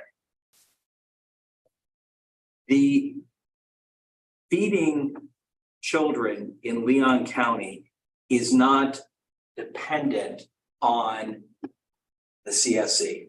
There are children being fed in Leon County through the school district, through feeding programs throughout the county. So this is supplementing that. And when the school superintendent is saying, hey, we're feeding them, that's why I'm like, hey, if we took what is going on right now, again, we keep getting better every year. We look at our needs assessment, no doubt, if the feeding was throughout the entire year, and we take the 80% or better, we take the number one of Second Harvest, and I still believe in putting money aside for these programs that reached out to SECA, the Title I schools that were nervous about that, and just coming up with a set amount. So the 125,000 of Second Harvest, let's see how it goes this summer.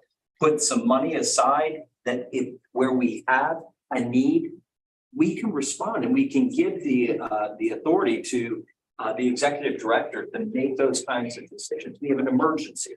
It's a hurricane. It's there's a dire need for food for a particular segment of our population. Help now. Okay, so that's just my thought.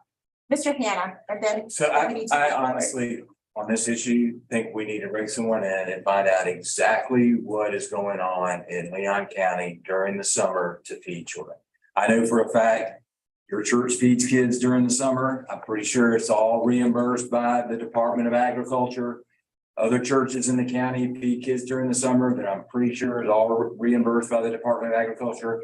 I can find someone, or we can probably find someone that can speak to all of Leon County and the programs that are currently in process and being funded during the course of the summer. Before we make this decision, this gets 50%, that gets 50%.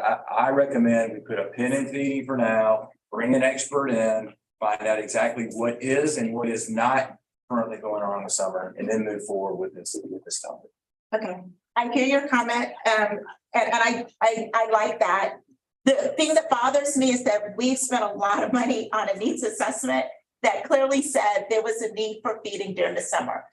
You know, and I feel as if we have enough information to know that there is a need. I heard you loud and clear, and I do think needs are being met during the school year. It's just, I still think there's a need during the summer that we should address, but Mr. Jones. And I understand what the superintendent is coming from. And yes, our schools are, a great number of our sites are open and providing meals.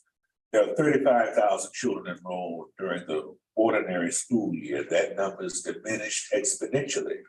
So that is why I'm concerned about the spread. Because there aren't, all of our children are not getting those 2 or 3 squares and do not have access to everything that the school provides. There are children who are isolated across the expanse of our district. And I am interested in perhaps some expertise coming such that we provide that overlay to make certain that there are pockets and demographics where the children, think about the child who requires the bus to get to school, who is not taking advantage of summer learning. That means they're not getting to the school site. The community center or a church may be nearby. And that is what I'm concerned about in terms of what funding we provide for these grassroots organizations, because they'll be able to touch children that we may not be able to touch under ordinary circumstances for already existing programs. I just don't want a duplication and just far too much concentrated. I'm concerned about the density of the programs we provide. And that's why I thought that we could perhaps still have spread if we were to take the monies and perhaps somehow spread them. I'm open to any rubric or formula, but we do know, as you have described, that there is unmet need. So I just want us to make certain we're able to fund them, but make certain that we're having the impact of them. Absolutely. Thank you for that, Mr. Jones. And one thing that Ms. Green just gave me to read, as a part of the actual proposal that we put out on the street, the proposal was to expand existing summer programs. So it was acknowledging the fact that we know that there are summer feeding programs available, we were asking for proposals to go beyond that. So I think we are acknowledging the fact that there are there are feeding programs, but the proposals were to go beyond that. And I think that's what the people that responded were trying to do, to go beyond that. So I can- I'm sorry, you pull up the I exact did, language. and it may be helpful if I read the background and the rationale. Yeah, That the may be first helpful. paragraph, perfect.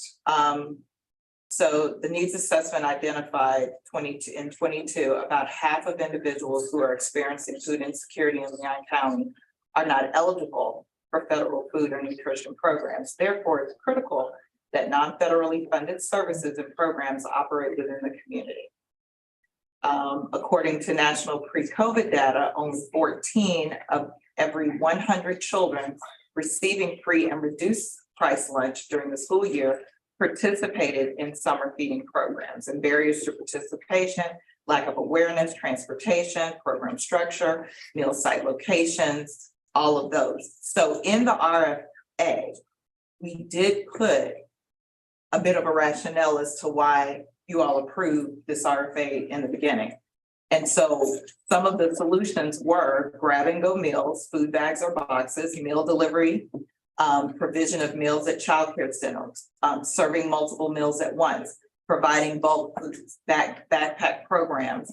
And so these programs are these applications are a hodgepodge of that. So I just thought maybe I had to think for a second, I would just offer that as you all are making your decision. I'm sorry. No, it's okay. Okay, council members, it's almost 6 o'clock. And I would like for us to have a conversation around summer learning. And I know we've not voted yet, we've not had any motions on summer feeding, but I do think we have to have an idea of what we want to do with summer learning. And then considering how we're going to weigh both, then make a recommendation on which one, how we want to balance that. So if we could just briefly address summer learning. We're going to try to address summer learning. Your wish is my command. All right, okay, please, let's go to summer learning. Summer learning. So again, we provided the evaluation manual and provided you with those scores. So when you look at summer learning in ranking order, 80% or higher, $867,000. With 8 programs, 75% or higher. 1.2 million, 12 programs, 70% or higher. 1.5, almost 1.6 for 16 programs with a total ask of 3.5 million. If you go to the next one and you remove the highest and the lowest, you're still looking at about the same. So 8 programs, 12 programs, and then at 70% or higher, you add 2 more programs there. And so you should have in front of you a document that says summer learning that we copied for you. And it gives it to you in ranking order. And the way you read it is the top page is the top ranked. You flip it over and the total score is on the back side. So the top score was 86.67.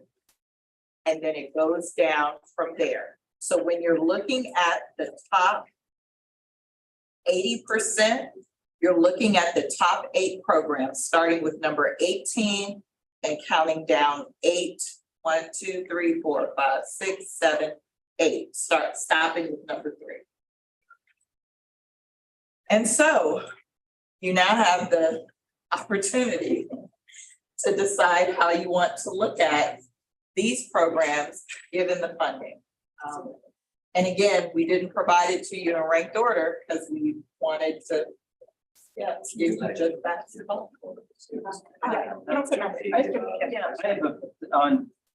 For me, this one, again, I rely heavily on the evaluator. It is, we have a budget. We have programs, there are 12 programs that regardless of whether you take the high and the low out or leave them in, we have 12 programs that score consistently. It totals almost $1.3 million. I read each one of those, and then I read some that we would miss because, it was just me playing fair. And I felt really good about that 75% cut score. And so, again, before public comment, that's where I am. And I would like the council to consider the 12 top programs. I recognize that that gets us into Ms. Fritz's C level, but I think those 4 programs, and I've looked at them specifically, I think they're worthy of it. And again, I thank the participants in the evaluation process. And yeah, so there's where I am. Completely agree with you, Mr. Mitchell. Any other discussions? Ms. Cummings? No, Madam Chair, I'm not sure if I have the programs ranked. Yes, so the top ranked program is here, and we flip over, that's the scores. So each one is a separate, it was just so much. So it just goes down one. Yes, Now, the top ranked. And so if you want to just look at the back page, there it is. So the top rank there. Then there. And then. oh, I see, because of the number there. The last there, and then there's your percent. Come on, stay down. Okay. We tried the. Mitchell, right? Any other questions for Cummings before I move to Mr. Hannah? Mr. Hannah, I agree with everything Mr. Mitchell said. that was simple. All right, Mr. Judge Miller. So I just estimated if we go with that, suggestion with, found favorable, I believe about 311,000. 11,000. Yeah, I mean, that's just the judge trying to calculate. So Absolutely. And are you suggesting that we stick with the 1.6 million and do all of the top 75% of the learning and then only do 300 for the feeding, or 1.6 is kind of like our number, and we vote, the council votes for top 12 in learning. They'll read stuff. I mean, evaluate like. okay, thank you. Any other discussion questions before we go to public comment from the council members? Mr. Jones. I just think it's important we make this consideration that we do not leave feeding off the table. It cannot be communicated to our public. A public that we have spoken to ad nauseum about food insecurity for working class families and not provide any provision to remedy that problem. I think what we can do, is perhaps suggested by the superintendent, is to work with whatever amount of money we make available to have the greatest amount of impact. And then based upon whatever amount that we would allocate for that, then we can perhaps negotiate with whomever, or whatever amount we reserve for that. But there has to be, as Mr. Mitchell says, right? When we then go back to our community next year with the budget, we cannot say now amazingly that food insecurity has now reared its head again. When we said we didn't think that it was an issue now. We have been told repeatedly that it is an issue of conservation. There are homeless children. We talk about their number, right? How are their needs being met? And so there's got to be a marriage somehow, but we also must remedy learning loss. And I think that through our investment in innovation and summer learning, true, it will have long-lasting impacts in remedying learning loss, which is a constant issue of concern for the school district and the school board. But hungry children cannot learn. So there's got to be a marriage there. And perhaps when we talk about the feeding part, perhaps we might use a more nuanced approach to how we fund that part compared to what may be a rather cut and dry response to the innovation that we choose to respond to on the learning side. I do have a question for Mr. Mitchell. If we were to do the 75% of our learning, right, which takes us to 1.2 mil. And then if we were to fund, yeah, I still like the 75% of the feeding. And that's gonna take us $200,000 over our budget. What impact does that have? Just clarify that for me again on our finances moving forward. So, it will not impact when Ms. Green talks about the projections for really what will be next year for the real year, not summer. The $200,000 we could live with. It, you know, it's real money. And I have to tell you, I mean, I am torn. I mean, like, I don't want any child being hungry. My biggest dilemma, and I would have probably gone for something over the number one. And I looked at number two, like $16.67 a meal. Mr. Jones, if I gave you $16.67, there are restaurants that have profit built into them. You could get a really nice meal for 16. That was I really was struggling. That's why I thought we put 125, we approved the one. And if you want to put to Judge Miller's point, you want 311,000 total for feeding. Oh, okay, we can put that in reserve. We have the executive director, the flexibility to work with the two Title I programs that reached out to her, and he send out a kind of a community bulletin where we see an influx of hungry children. And I really do. I look around the table at those of us who have somebody from DCF, a county commissioner, a superintendent, and a school board member, not to say that the rest of us and Judge Miller, like, you guys know where the need is, and you just kind of reach out and say, there's a need.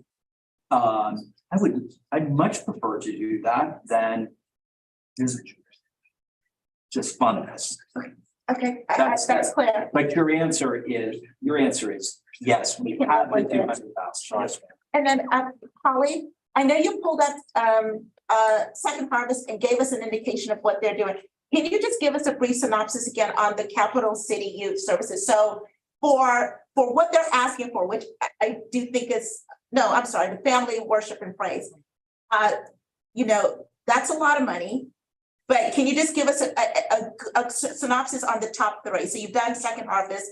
Give me a brief synopsis on Capital City and then Family Worship and Praise. So what types of services? Sure. Capital City Youth Services, similar to Second Harvest, was going to be leveraging kind of their existing pieces for what they were going to do. But in essence, they wanted to use the funding to help outfit, I think is the best word, their new facility that they have put together as an outreach and kind of feeding center specifically to help a very transient youth. So it was specifically the request was to purchase refrigerators and freezers large enough to provide a central meal site in an otherwise food desert. And that they were going to be leveraging existing federal, state, and private funders to ensure that meals were going to be provided. That was what they put in their proposal. So then it was the food that was going. Typically, their per Feeding America cost per meal calculator that CCYS provides 7 meals for about $2 or 60 cents per meal. But what they were projecting to serve with this addition in that short period of time was what they reported. So the vast majority. 2,400 meals. And yes. Right. Okay. Can I? Madam Chair, can we get? Did you want me to provide? I'm sorry. Yeah, I'm going to ask you to please provide the Family Worship and Praise summary, and then yeah, okay, all right. Okay. For theirs. All right, let me just zoom in. So for their program, they are wanting to use the funds to provide an additional 450 meals per day to assist in eliminating food insecurity for all family members at no cost. Hold on one second, I skipped the first part, I do apologize. Okay, so they're going to use a mobile food truck to deliver food to the very specific selected areas deemed by the data zones and those families that qualify. The mobile food truck will deliver hot cooked meals and distribute 5 days worth of food boxes that include non-perishable and frozen food. So they get the hot food on the day as well as additional food bundles. They will be doing drive-through feeding sites and zip codes 32301, 04, and 05. And then they'll also, drive-through feeding sites in 03, 05, and 10. And then the hot food is going to 01, 04, and 05. Okay, so they have mobile trucks, drive-through zones, they are doing hot cooked meals and 450 meals per day, and they can go to different areas. That is correct. Okay, all right. And then just for the capital city, just to be clear, a large percentage of their budget is going to purchase equipment. Is that? How they presented it was to purchase equipment so that they are able to have more capacity to store food at the new facility that they have just outfitted for their transient use population. Okay. And it will also, sir, I think that front, I'm looking at my team members because they were in the room. I'm trying to remember. In the front, they have a pantry, and I think that this is in the Stable Tom area, right? I think you're confusing that with another app. Oh, darn it. But I'm sure where you're going is exactly. How do you get 1 and 3 and not get 2? Yeah. And that, again, Mr. Jones, I totally agree with you. We're about to dedicate, whether or not it's, the 1.288 million, nearly $1.3 million in learning programs. Sending a hungry child to a learning program is just as bad as sending a hungry child to Pineview Elementary. They are not going to learn as well as a child with a full tummy. So I totally support it. I just looked at these programs and I thought, are we actually accomplishing what we're hoping to accomplish? Madam Chair, can we get a summary of the Frenchtown Neighborhood Improvement Association? Yes, ma'am. And Please, comment, please. if I also may just remind the council that for the summer learning, there was a feeding component required. Right. So they were required to serve 2 meals to sign. They were scored accordingly. And provide menus. They're in that.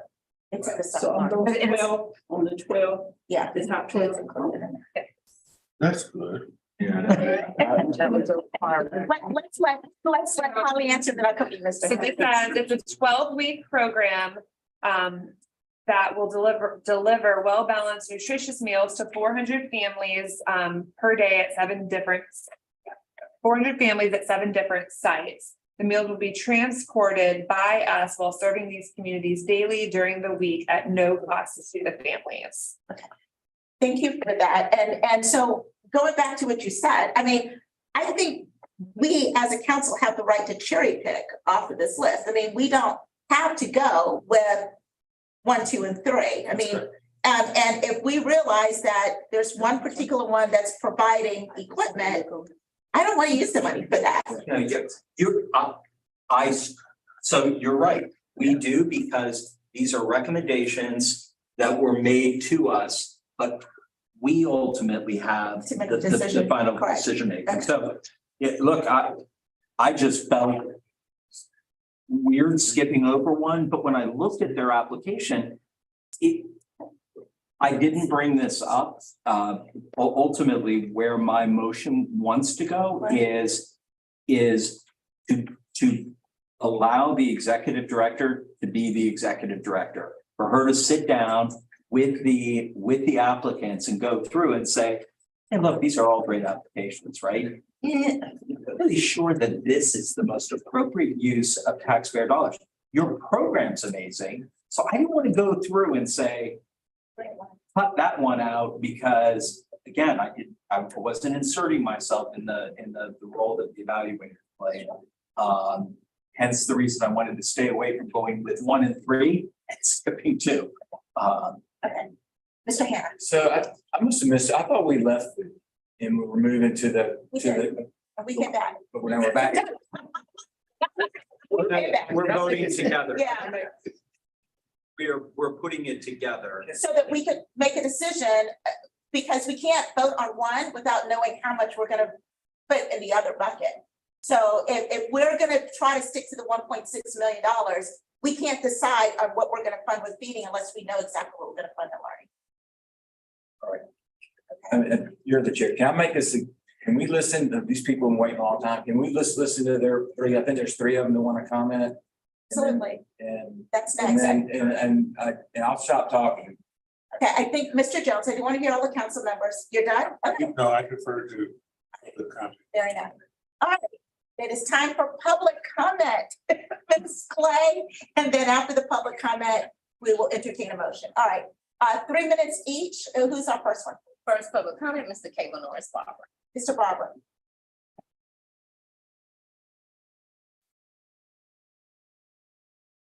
I think what you're gonna hear is the same thing that you heard last year. For all, except for the new member. You heard last year that only, looks like only the machines are getting high scores. And we kind of talked about and defined who the machines are. But if you look on those lists, you'll see all of the nonprofits who have great name recognition. They're scoring very, very. As you all know, I attend most of your meetings. I also sit in all of the evaluations as well. Personally, I have several concerns about the objectivity and the fairness of the evaluations. We talked about concentrating on neighborhood first communities. I don't think enough emphasis was placed on those applicants who are in those communities, and those applicants who know the culture and the people in those communities. We have a strategic priority for early learning. So those applications that focus on early learning, I thought should have gotten some kind of preference in scoring. I don't see that happen. We also talked about early learning that had a project-based learning component. I think that happened in terms of getting a preference or scoring for those programs that had project-based learning. And parental involvement, same thing. Now, we talked about programs that are expansion of existing programs. I don't know that the programs that rank really, really high are really an expansion of existing programs. They may be new programs. And the ones that, others that rank very, very high are really, they'll have a big emphasis on early learning. They're more just basic. The evaluation criteria process, I thought was good in writing, but implementation it just fell short. I'd like to recommend that next year, maybe you should include a site visit component to the process so that you have those folks go out and visit these programs and see what they do. And I got a personal, I was personally insulted. I'm a former director of Office of Management. And I'm a budget reviewer for the Government Finance Office Association. And I'm an experienced grant writer. I had an evaluator score me 0 on my budget. See. Thank you, Mr. Barber. Thank you for your comment. Can we have another comment, Ms. Clay? Yeah. Next public comment, Mr. Maxwell Hurley. Mr. Hurley? Hey, everyone. Max Hurley, 117 South Gadsden Street. Against Sika and Holly's better judgment, I was able to participate in the evaluation this year. And so I think that if you, now that we're done with this process, if you were to identify some key factors that were in the RFP that indicate success, what did they have in common, the ones that scored really high? It was what was in the RFP, which was generally speaking, did they target the zips? What was the cost and how many hours a week, which I know is a concern you raised, Mr. Superintendent, did they cover? You know, one of the things that I saw over and over again was that we had a lot of really passionate people who clearly do good work in this community with kids. The strain I saw with some of the, let's call them, you know, younger, less experienced, less established nonprofits, was that really we're taking what they're good at, which is working with kids, and then we're kind of piling all these other things onto it. We're piling, you know, transportation, we're piling food storage, you know, HR and onboarding and setting payroll and doing background checks. And it got all of us thinking, that meeting on April 6th, that what would it look like now that we've gone through this process? Because you know, I used to work RFPs and I understand they're very iterative and we learn these things going through it. I think the idea of doing a site visit is a good idea. And having that baked in as part of the scoring criteria on the RFP going forward in the future. But the problems that we saw in terms of, you know, asking what are essentially teachers who have knowledge to share and time and passion to do it with kids, is that, you know, we're asking them to do all these extra tasks. So the idea we kicked around was, what if over a 2 or 3 year period, we were able to have and I want to apologize ahead of time to the superintendent because this is quite presumptuous on this idea of the school board, but how could we have a centralized location over the summer where we could have kind of an open invitation to people who are teachers and who do some of these activities and just have, you know, we do the HR, we RFP it out to this other group, and we can operate a cafeteria. A parent can say, yes, my 11th grader and my 4th grader to get the same bus at maybe even the same bus stop that they're normally used to, drop them off at the same parent pickup. You could do like an elementary school or middle school in these targeted zip codes. And as a CSC really owned that process, and I think we have a lot of cost savings. We would not have to be relying on every individual applicant to say, well, how did you incorporate your minimum wage into all of this? We'd have a set pay, and I think it would really, it'd be fun. You know, I think that a lot of these organizations have a lot to offer the community, and a lot of the stakeholders I think want to help. It'd be really nice if we had like a drop-off center in this time of the year to say, hey, if you want to drop off computers, if you want to drop off food, you can do it right here. And so look, that's all down the line, but I really encourage you as we go forward to think about how can we make this better and more organized in the future. Appreciate that. Thank you so very much. And have you formally sent these comments to our staff members? Orally. Okay, all right, sounds good. Fair enough. All right, thank you. Ms. Clay, any other comments? Next public comment, Ms. Laurie. Good evening. I know it's a long day for everyone, but I was here for the evaluation 2 weeks ago, and it was interesting to me to note that all evaluators did not have a systematic system of evaluating. So you had some who were evaluating based upon information that they thought they knew, others that were evaluating based upon other things. And I'm just concerned because put out the RFP, one of the things were that nonprofits would be given preference. But I see that some of the people that you're recommending to give monies to are not-for-profits. Also, there was supposed to be preference that was supposed to be given to certain zip codes that you were serving. I don't think that that was a key factor. Programs were supposed to be innovative. They were also supposed to be addressing some of the things that happen in their communities.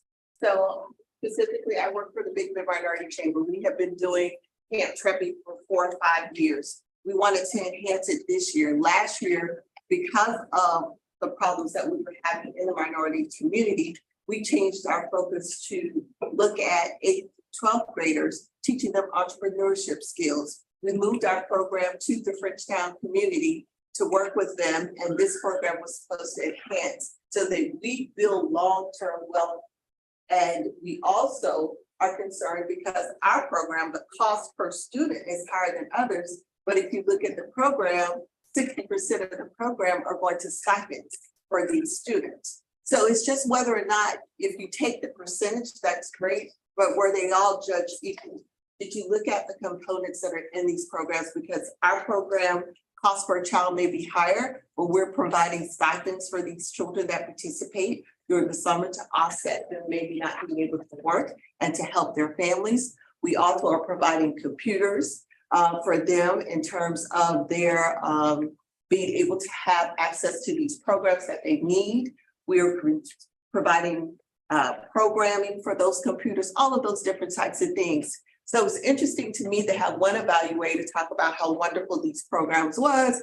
They just apply. We're doing employability skills training. We're doing long-term wealth building for families. And then I had another evaluator who says, well, I judge them low because if you give kids computers, then it's going to be a burden on the families to provide internet.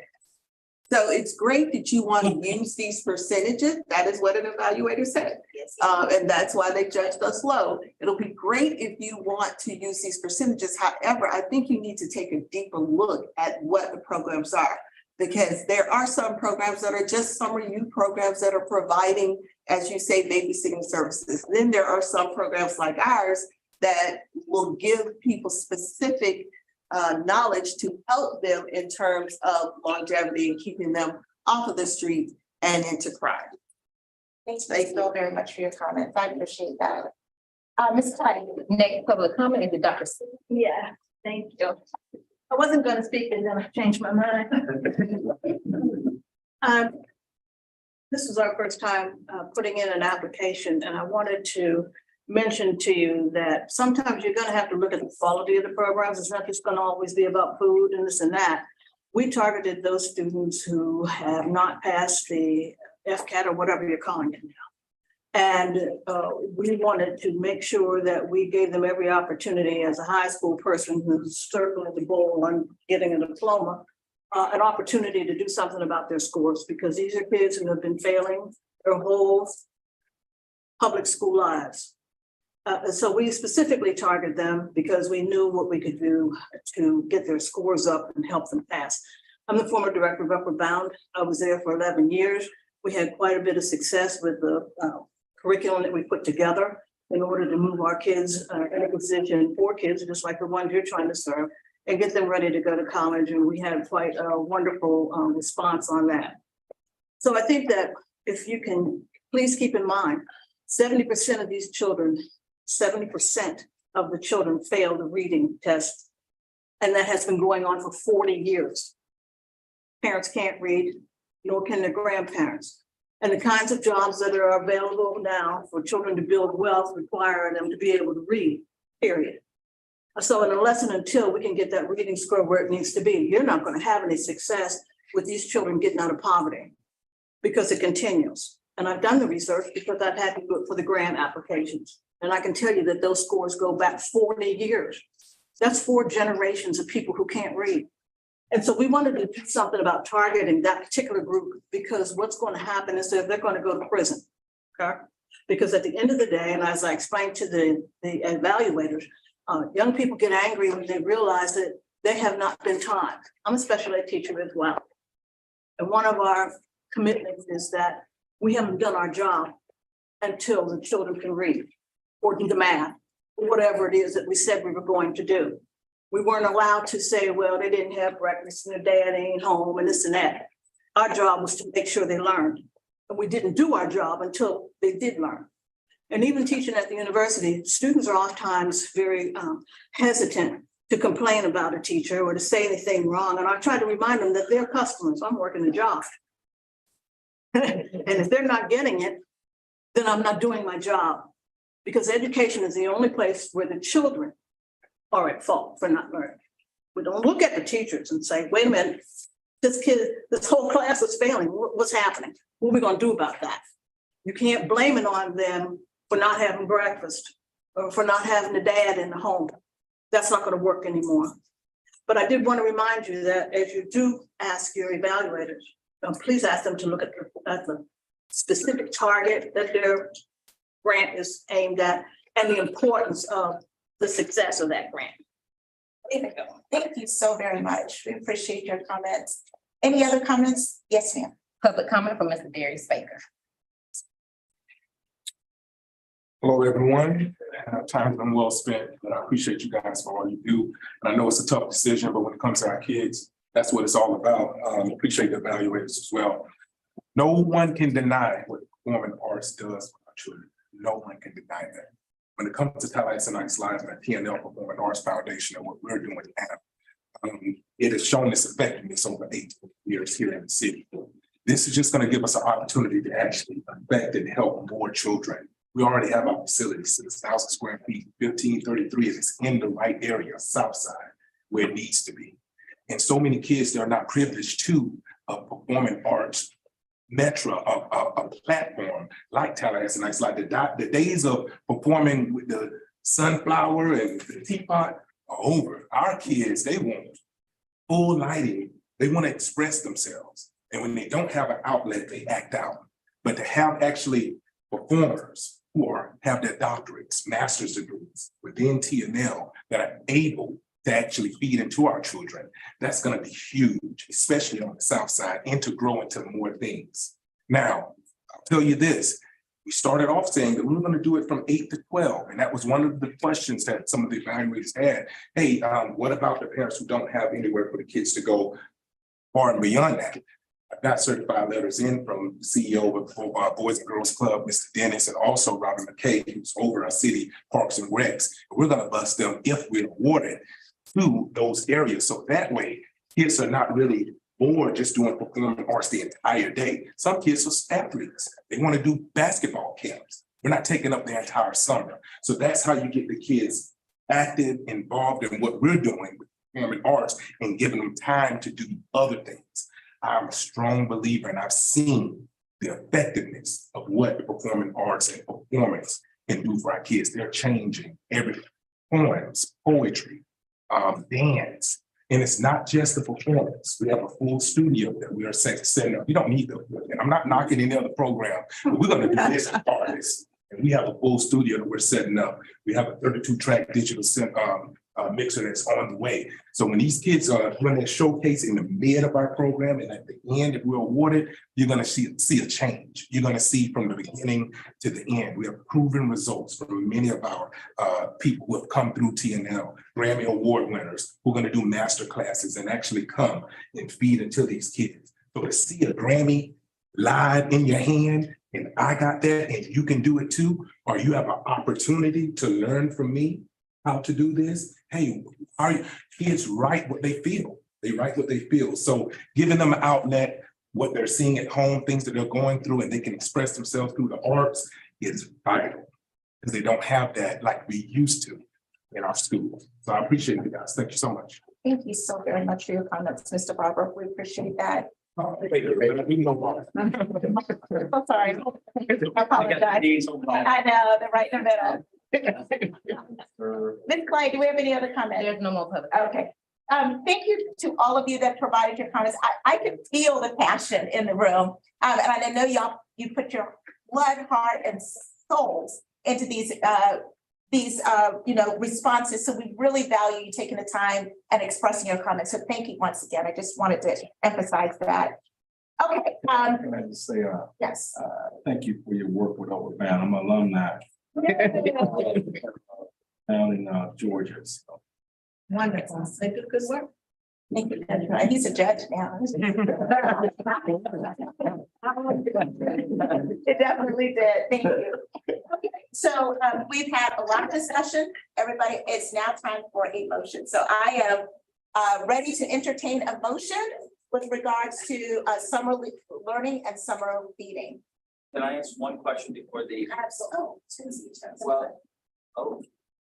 I didn't call the roll. Yeah, I did not see Job. that. I'm sorry. I just had a recommendation. I want to make a motion. Okay. Absolutely. All right. Do you have a question or before it's right? Well, it's sort of I'm going to pose it in the form of a question. Whatever recommendation the council finally makes, it is my understanding, because I reached out to Ms. Green, that last year we made the decision, we're gonna go with $1.6 million, right? We funded 1.6 million.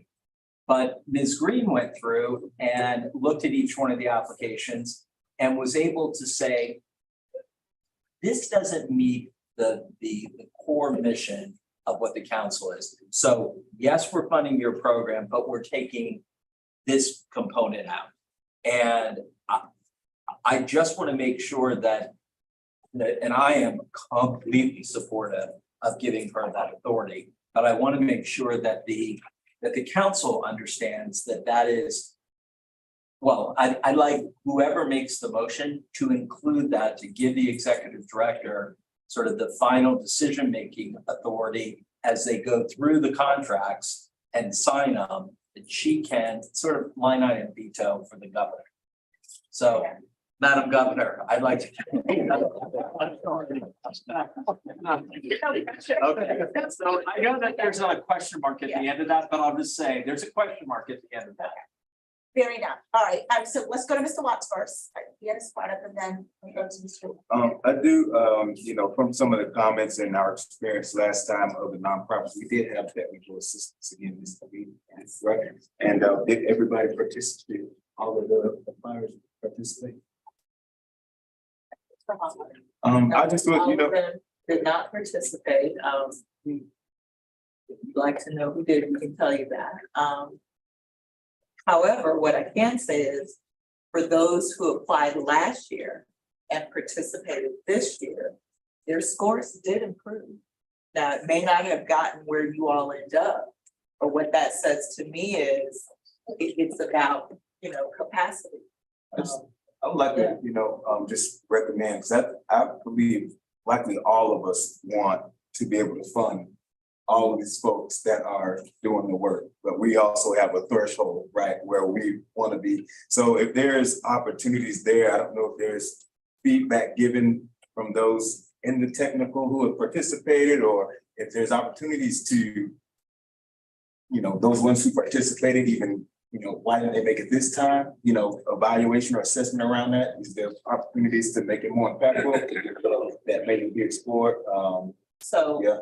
so if I may, to your question, so again, let me emphasize, for those organizations that do not get funded, and this council voted to have a community of practice opportunity so that they can go into that cohort and literally have those contractors that were working with UPHS and UPHS in this case, to go through and look at the comments, look at the scores, and talk about what could have impacted those scores.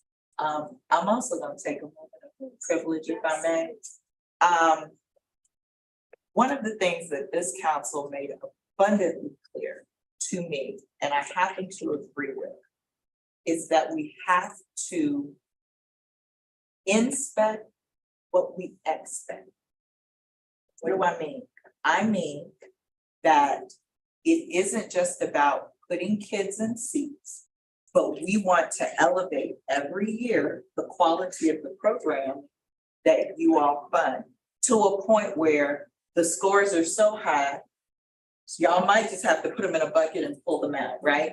So that means that there is a burden on those who apply for funding to be very judicious with what they request, to ensure that the council is not being asked to fund things that there could be some other opportunities out there to fund, some partnerships, some things that come to the table to defray how much this council would have to put in for specific things. So I hope that what we are breeding is an environment where we are asking applicants to look at each other and say, if I do this, you do this. When we come to the council, we're showing that our partnership is here, and we've even brought this to the table to defray that. So I would be lying if I didn't say some of the applications, I think, asked for something that maybe could have been handled through a partnership, through a sponsor to, so we don't have a lot of money. It seems like a lot, but it's not a lot. And so you all have a big decision, but I want you to know that we are working very hard to try to lift up the quality of the applicants and work with them so that it's very clear what the council is looking to fund and how. To your point. Well, I was leaning towards a motion of 7% higher, but after hearing that, because you have some folks that are like at 73, you know, and 73%. But I think just to get the conversation going, I would like to make a motion that we approve the 75% or higher for the summer learning, and then the actual 80% or higher for the summer feeding, which will be the America's Second Harvest. And that's why I thought we would do with our questions.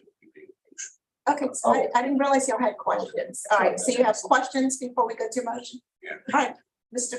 Jones, let's Yeah, hear it. he can still second his motion for discussion, but I'll second the motion for purposes of discussion.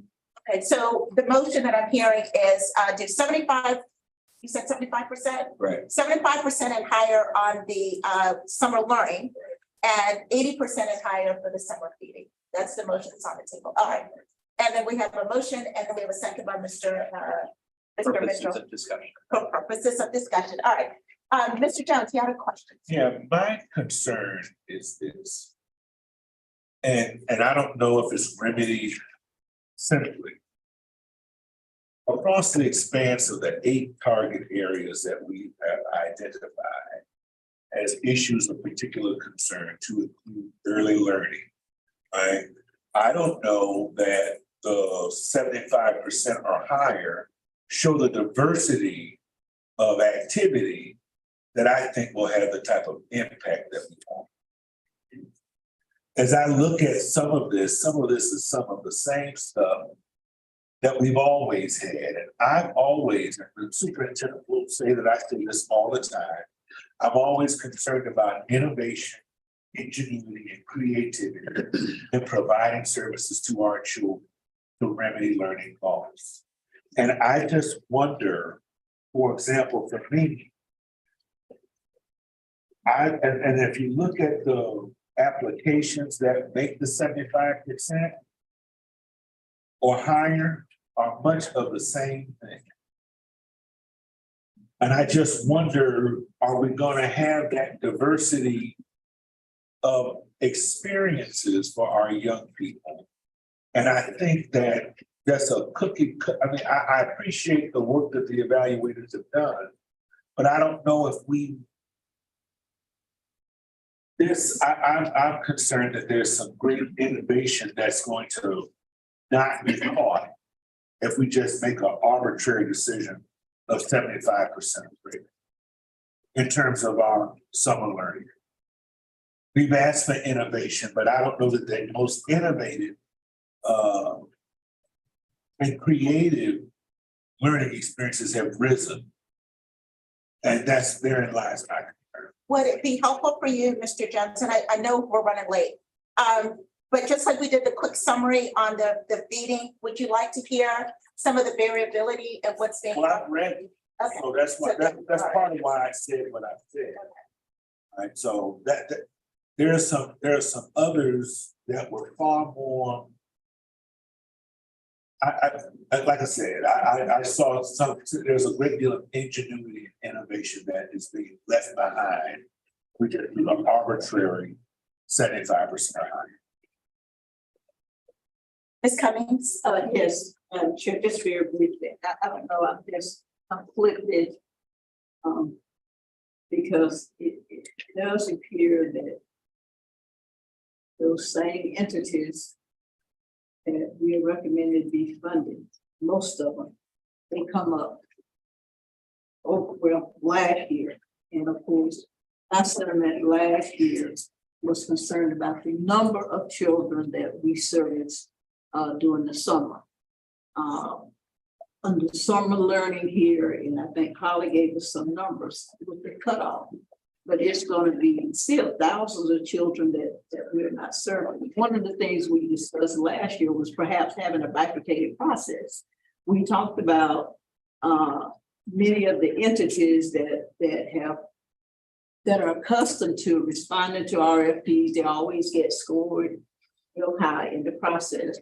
We talked about maybe having a separate process for other entities who have great programs. Hopefully they went through the technical training component, but don't necessarily make the cut. You know, I'm familiar with some of these programs, they're great programs, and I'm just concerned that we need to be cutting off these innovative programs. We're dealing with those that are already, already in the community. And we are feeding into the perception when the idea of the Children's Services Council was presented to the voters, that it's only just going to be a program with taxpayers' money where we're going to just continue to give money to those that already receive it. I mean, when will we be able to reach down to these programs that are right here in our communities that serve the children? They're there and they know the needs of our children, especially during the summers, you know, when school is out. And it's just a concern. I'm not sure it is going to affect the voting today, but I think as a council, we need to look at that at some point. May I say one more thing? This was hush falls. I remember when Paul Mitchell told us early on in this process when we talked about whether or not what would be the board's participation in this process, because we talked about what we know about particular organizations and what we knew was the impact of their work in the community. There are some programs for which I am aware that I know have not made the cut. What is the process moving forward whereby we deliberate about those options and opportunities that may not have met the cut? Is that that's something we're open to, or we just want to take the motion as it is? What happens in this discussion? So go ahead, Mr. Hannah. I have a question. Do you have I heard what you speaking against. Do you have a proposal? Like, are you making some, is there another? Let's vote on his, and then they have if it doesn't pass, they have the option of bringing forth a different. Okay, that's fair. All right. Okay, Mr.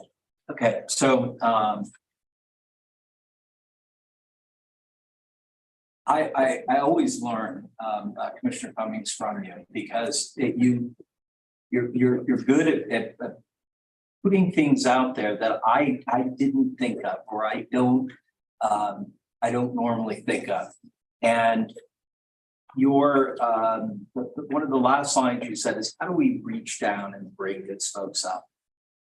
And I don't have the perfect answer to it, but I will say this. We have put in place, we're in year 2, and this is the summer, right? And I'm not discounting the importance of summer at all. But the bulk of the year is 10 months. It's not the 2 months. We have put in place several different steps that I hope will, in year 3, it may not be year 3, it may be year 4, that we go deeper and deeper into the pot. The other thing that, so that's what I learned from you, is that you're right. We need to do everything we can, keep reaching down, and for the folks who didn't make whatever cut it is, and it's going to be arbitrary no matter what. We're relying on evaluators who good members of this community and spent a lot of time looking at these, so I feel comfortable in relying on them. Here's the thing to remember in year 1 that wasn't a perfect process. Think about how many kids we provided services to. I remember the night that CSC announced and we also drive away. Are you kidding me? We did that much.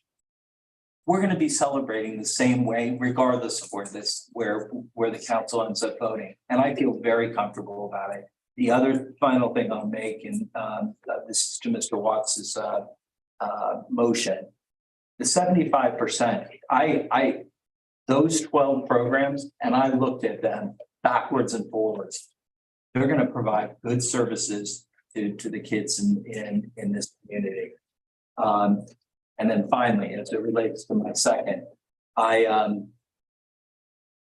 don't think that we need to add this to the motion, but I want to voice it as it comes, as it relates to the summer feeding. I love his motion and I'm comfortable seconding it for purposes of discussion, but also for the final vote. But I do want to remind the council of the hurricane that we talk about. It doesn't have to be high winds and floodwaters that constitute a hurricane. There are feeding and hunger deserts that are out there that can constitute a hurricane. And we have money set aside, and the executive director has the authority to use it. There. All right, Mr. Johnson, then we're gonna vote. Would you accept a friendly motion of 70%, friendly amendment to make it 70 rather than 75%? Yes. Okay, is that allowed? I don't even know. Well, Okay. then Okay. I'll remove I'll remove my second. I will second. But- She will second. Okay, so the amended is that we would go to 70% of learning and 80% of feeding. Because you can't, can I say? Please. Because the one that's at 73, right? I mean, you can't make a motion to say 73 or higher. I mean, that's too, well, I mean, because I like that 73 program. But again, you can't say 73 or higher. But I mean, it is. So 70 would fund 16, the top 16 programs. So, and it's just in a friendly way, I'm against the motion. You recognize we have a budget of 1.6 million, and this would put us above this. And please, what is the calculation of what it would be? If we do 70%, 80%. So we're doing 70% for summer learning. 1.7. So we're 1.1 over. Whoa. Yeah. So you're talking, 70, 80, yes. Right. I'm sorry, I was Correct. looking at it. Yeah. Okay. All right. How much is it, Holly? 1 point. 1.710737. And some change. So the motion on the table would be that we would fund 70% of learning, 80% of feeding, and pushing up the budget from 1.6 to 1.710. 1.710. Okay, yeah. So just for clarification, Madam Chair, so the 80% feeding is just that one entity. It's the one. Yeah. But the other programs learning programs have to offer. They have feeding options. Yes. Requirement. Okay, so the motion is on the table. Ms. Clay, will you please do a roll call vote? Once again, let me repeat the motion. We will fund 70% of the learning, which takes it up to the top 16 programs. 80% of the feeding, which only funds the one program. But I'm reminding everybody that feeding is included in the top 16 of the summer learning. And then that will also automatically up the budget to 1.710 million. Can we list out the 16 programs? Yeah, they're listed here. And We'd like to see them on. And if I'm looking at this correctly, Holly, when you've got on your 70 versus 75%, the difference between those that $270,000 is 80 kids, 1106 minus 1186. That was the request that Commissioner Cummings. Right, I just want to Yes. make sure that I understand this first page. So I will put on the screen. So for the rank order, it would be all the way down. I can read them off. I'll just read them. It would actually, for the rounding purposes, I would clarify for consistency that it would go down to line 31, applicant 31, so girls to divas and above. Yep, because they're Okay. Will you please just read the list off? Sure, Everybody. I so thought it was 70. It's 70%. it is, but with So it's round, so it's 80 kids and up, right? well, actually, it goes to 31 because 69 is, The numbers on your hold on. screen, and girls to 69 divas. wouldn't be though. Hold on. 0.83. Right. 69.83. So I'm letting you what you see on your screen. The 70% or higher included the rounding factors. Right, so we rounded in accordance with the math that my mother, Barbara Trueblood, taught me, that 0.5 and over rounds up. Rounds up. Okay. That was the So, numbers that you. Reading them off. Foundation for Leon County Schools, Omega Lamplighters, Big Bend Homeless Coalition, Boys and Girls Clubs of the Big Bend, Pace Center for Girls, Leon, Brownsville Preparatory Institute, Rotary Youth Camp of North Florida Incorporated, Creative Mind Solutions, Inc., Citizens for a Sustainable Future, Inc., Jacob Chapel Baptist Church, Inc., Cienche, Bethel Christian Academy, TNL Performing Arts Foundation, Inc., Reach One Youth Organization, Inc., the AMI Kids, and Girls to Divas. Okay, that's the motion that's currently on the table. Mr. Jones. Just one addition, please. That we would negotiate with food services to make certain that we are impacting areas that we determine our food deserts to make certain that all children are. That a wide swath of children. We'll need to include that as a part of this. That's fine. All right, not second, she seconded it. Okay, so the motion on the table, 70% learning, 80% feeding, with the caveat that what is it, that we are ensuring, Manage right, food deserts. right, Yes. we're managing to ensure that the food deserts are being, okay. We had asked at the beginning for Seco, do you have a recommendation if you were? Yes. So my original recommendation was 75% or higher for each of the areas, and it was solely based that last year we were right between 70 and 75% in 3 of 5 areas. This year, because we had the technical assistance and we knew that the applications would be better, we had metrics, that we would raise that bar by 5%. So that was fine. But you're okay with. Absolutely. Yes. Ms. Clay, would you please take roll call? Judge Miller, Yes. Mr. Jones, Yeah. Mr. Hannah. Commissioner Cummings, Yes. Mr. Mitchell, No. Mr. White, Dr. Glenn. I am torn, guys, but I'm gonna vote yes on this one. So the motion passes, okay? All right, so the summer funding is going to 70% of learning, 80% of feeding, and there will be the opportunity for Ms. Green to work to ensure that all of the food deserts are covered. The only thing, I'm sorry, that was not included in that motion, to Mr. Mitchell's point, but I want to be clear. Since it was not, because I don't think we need to redo the motion. We go through and validate each one of those budgets. And we determine with what they requested, if it is within the mission, vision and strategic framework of what this council has approved. So we will not approve things in those line item budgets that are not congruent with that.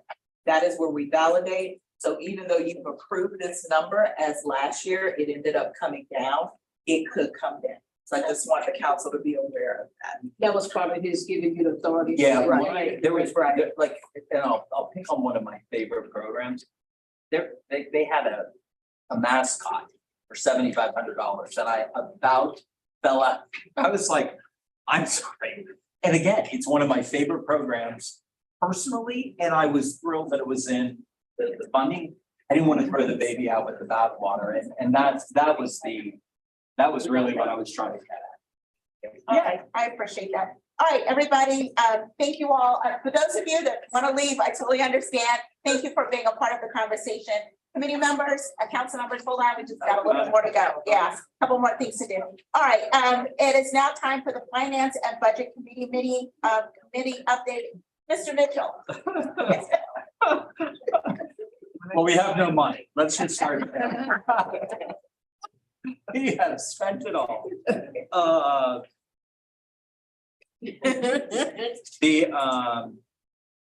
right, we met on, did we have the proposed, Page 43. thank you very much. On page 43, you will see the recommendation that came out of the Budget and Finance Committee, a unanimous decision, actually. And essentially, it's this. The concept was, we've got 4 full-time positions. We approved a 5th one that is currently being advertised, that focused in on program quality and evaluation and what have you. We looked at what the executive director's requests were in terms of her needs. One was, Holly, you're just gonna have to put up with this because I'm just gonna call it a Holly position. I'm sure it has a much more formal title, but the position you're currently serving. Yes, the ninja, the professional ninja. But keeping that as a contract employee. And then setting a total number that allows Ms. Green the flexibility to spend $294,000. Recommends that 294 budgeted funds be allocated to contracted services at her sole discretion. And in those 294, she can hire a program person. Ultimately, as we kind of bring people on a 1099 basis, on a contracted services basis, we may see a need on a going forward basis to turn that into an FTE, a full-time equivalent. And we can do that in the future, but this gives her that flexibility. And what are the required contracting services that must remain within our? Thank you very much. We will require to retain the general counsel, accounting services, and the approved contracted services funding, which is really her discretion.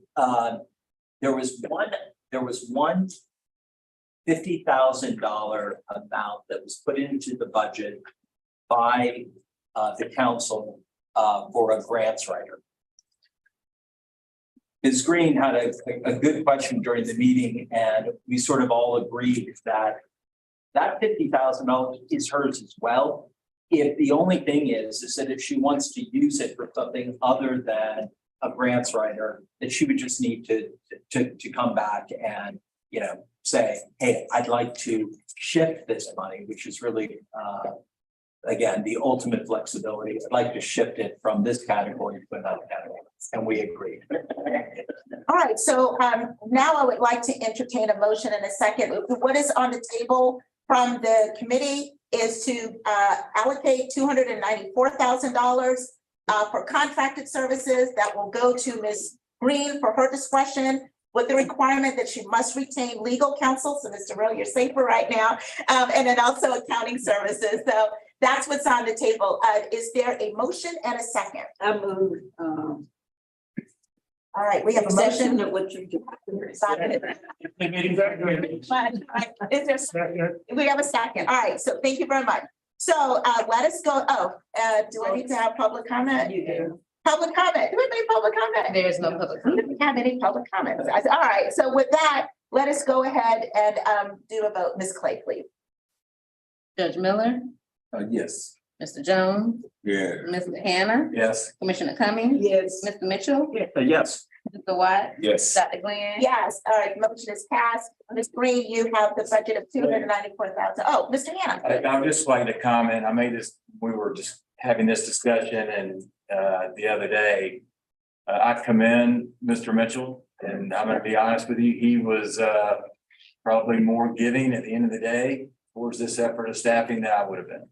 And I think we have given Ms. Green the resources and the tools she needs to fully staff her team. And I'm excited about the future, but appreciate Mr. Mitchell. But just for the record, I want to say I think it was very generous. I think she can get a lot done with the staffing. Superintendent, I appreciate you saying that. And one of the things that you know, 2 years now, into this process that you guys will recognize about me is that I don't always come, like I came with the recommendation that I would not have. It would not have been my vote. My vote would have been dialed back as well. But I heard what the other council members said, and it's my job as just a member of a team to do everything I can to accommodate the wishes of all, which is how I came up with that middle ground, which is why in a most unique fashion, we all voted on it in a unanimous fashion, and then the council did. So I appreciate the comments, Mr. Superintendent. I also appreciate the approach you take to the school district in tackling similar needs that Ms. Green will tackle. All right, Mr. Judge Miller. Unfortunately, I have to leave. I don't know if y'all still have a quorum, but I'm pushing as far as I could. We do still have a quorum, so thank you very much. Thanks for your time today, Judge Miller. We appreciate it. Great. I'm sorry. I just wanted to comment too on our committee, and Ms. Green was there. And I just want to comment on the way we tackle the issue. We got Ms. Green's opinion. Of course, Mitchell came in with all of his buckets with options and what have you. Yeah. And I do believe that we reached a medium where Ms. Green does have the ability to do what she needs to do. Because I always say, I don't want to micromanage her. We don't want to micromanage her. But I just want to thank our committee chair, Mr. Mitchell, and members of the committee. Thank you. Thank you, Mr. Minister. I really appreciate that. All right, moving right along, and I'm not rushing anybody. I'm just trying to move this expeditiously. All right, it's now time for the Program Services Committee. Mr. Jones, I'm asking you for your update, please, sir. Oh, Mr. Jones, did you have a question previously? Is that from a? No. Okay. All right, thank you. All right, program services. Thank you, Dr. Glenn.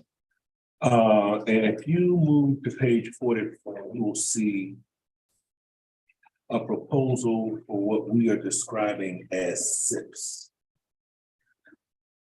SIPs is a draft of total small investment for program success as a funding category. This funding opportunity allows eligible community organizations to apply to receive funds from CSC Neon outside of the established priority funding cycles. If approved, eligible organizations could be awarded up to $15,000 in one of four categories: program funding, development funding, match funding, and sponsorship. I hope you've read the details provided in the document. This has been reviewed by the Program Services Committee. And with this, Madam Chair, I move for acceptance of the recommendation of the Program Services Committee to approve the SIPs fund category for implementation by CSC Leon.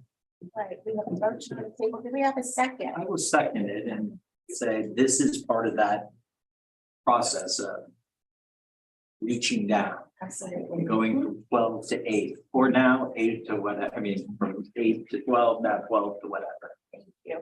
All right, so we have a motion. We have a second. Any discussion from any of the council members? I'd just like to also add, this just provides us with an opportunity. It seems like it is our most direct response to what has been our exhaustive listening sessions from the very time we began.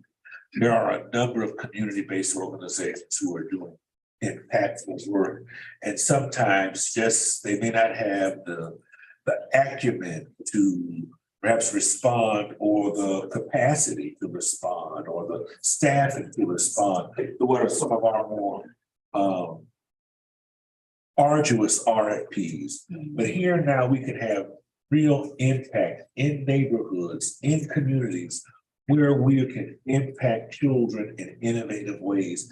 I love the fact that of the 4 criteria, match funding, oftentimes that can be an enormous help when you're talking with private benefactors. Sponsorships, when we talk about how we are able to perhaps provide that gap funding, for lack of a better description, than just sponsorship. So I'm just excited that we come up with this concept to respond to what we've heard is genuinely a community need respond in this way.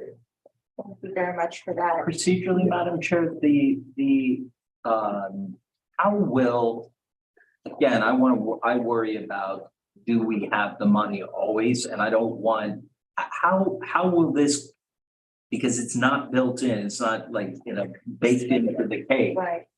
How many, how often? Is it just kind of on a whim? Is it, I mean, I read the categories, I read the backup, but I don't know procedurally. I mean, I love the idea. That's a good question, because I don't know the answer to that question. Ms. Green? Yeah, absolutely. So this is the concept, and we'll build in the procedural piece when we do the spending plan. But the idea is that organizations in one of these categories will let me back up. In the first three categories could request up to $15,000. In that last category, it can only be up to $5,000. It would be 4 times a year. So basically there could be 150,000 available each quarter. With the application opening, us getting those applications, we review them and vet them to ensure that they are in line as in accordance with the information here. And then we actually bring them to the council so that you all can see them and you either agree, yeah, this is in line with what we want to do, or seek I don't even know how this one got in here. So, okay. So it's $600,000, up to $600,000 more a year after we just spent. Okay. So we have it all laid out in our spending plan, and the spending plan goes from this current year all the way through to 2025, which is where your framework is ending right now. Right. So when we get together again at whatever point, then we'll re-up it and move it through. And again, it could start off that way, and in a year and a half, 2 years, you guys decide, you know what, we're gonna pull that back a little bit and go to. But we were trying to develop something that spoke to just what you were talking about as far as some help for those organizations that are doing good work, and it's right in line with the mission and with what Commissioner Cummings was thinking about as well. Yeah, well, that's where we're spending half the, I mean, that's a lot of money. I just, again, I'm sitting in a group of people who like to say yes. I've noticed that in 2 years. Again, I like to say yes too. At some point you have to say no, or you're building expectation in the community that we cannot possibly keep up with the funding. So I just throw that out, but I love the concept. I really do. I do want to, because I hear you absolutely, and that comes right here. Every application that comes in is not coming before you guys. I need to be really clear about that. So just because we get 10 applications in that I request 15,000 doesn't mean that they are going to meet the muster to be able to look at funding. So the highest would be 600,000 a year. In sponsorships, again, you can only request up to 5. And again, if we, we could say, yeah, no, that's not in line with where we want to be. So what the voters you. said. Yeah, it's not in line with the voters, with what you all are saying. But after looking at other CSCs, we thought that would be something we want to bring to you.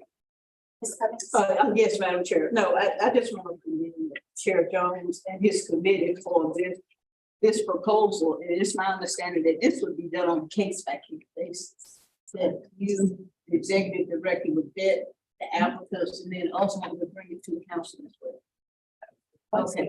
Did I read that wrong? I thought it was, you were sending out an application process, that this was kind of an ongoing application process. So the thought is, each quarter, the application opens. People will apply, you submit everything that application requires. So that's month 1 of the quarter. Month 2 of the quarter, because it closes after 30 days, we pull those together and look at them. Right. So it's not a case by case, it's on a quarterly basis. If you have an interest, come. Yeah, Right, but it's a case by case basis as to what. Right. And it doesn't even have to be 15,000, it could be anywhere in between. Okay. And I think it's a way to bridge the gap and bring in other community organizations and to educate people about Children's Services Council as well. And there is an operating budget cap.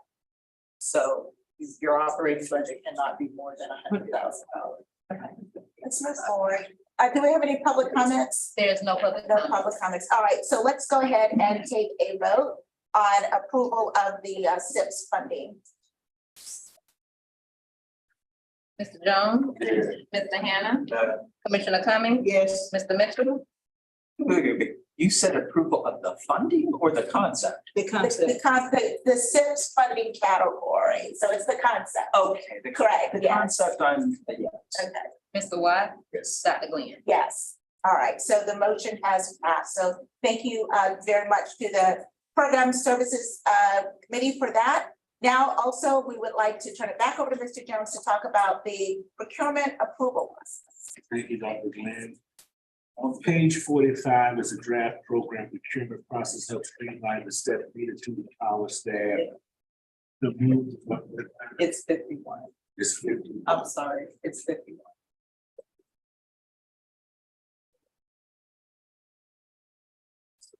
Yes, it's 51. It's the draft program.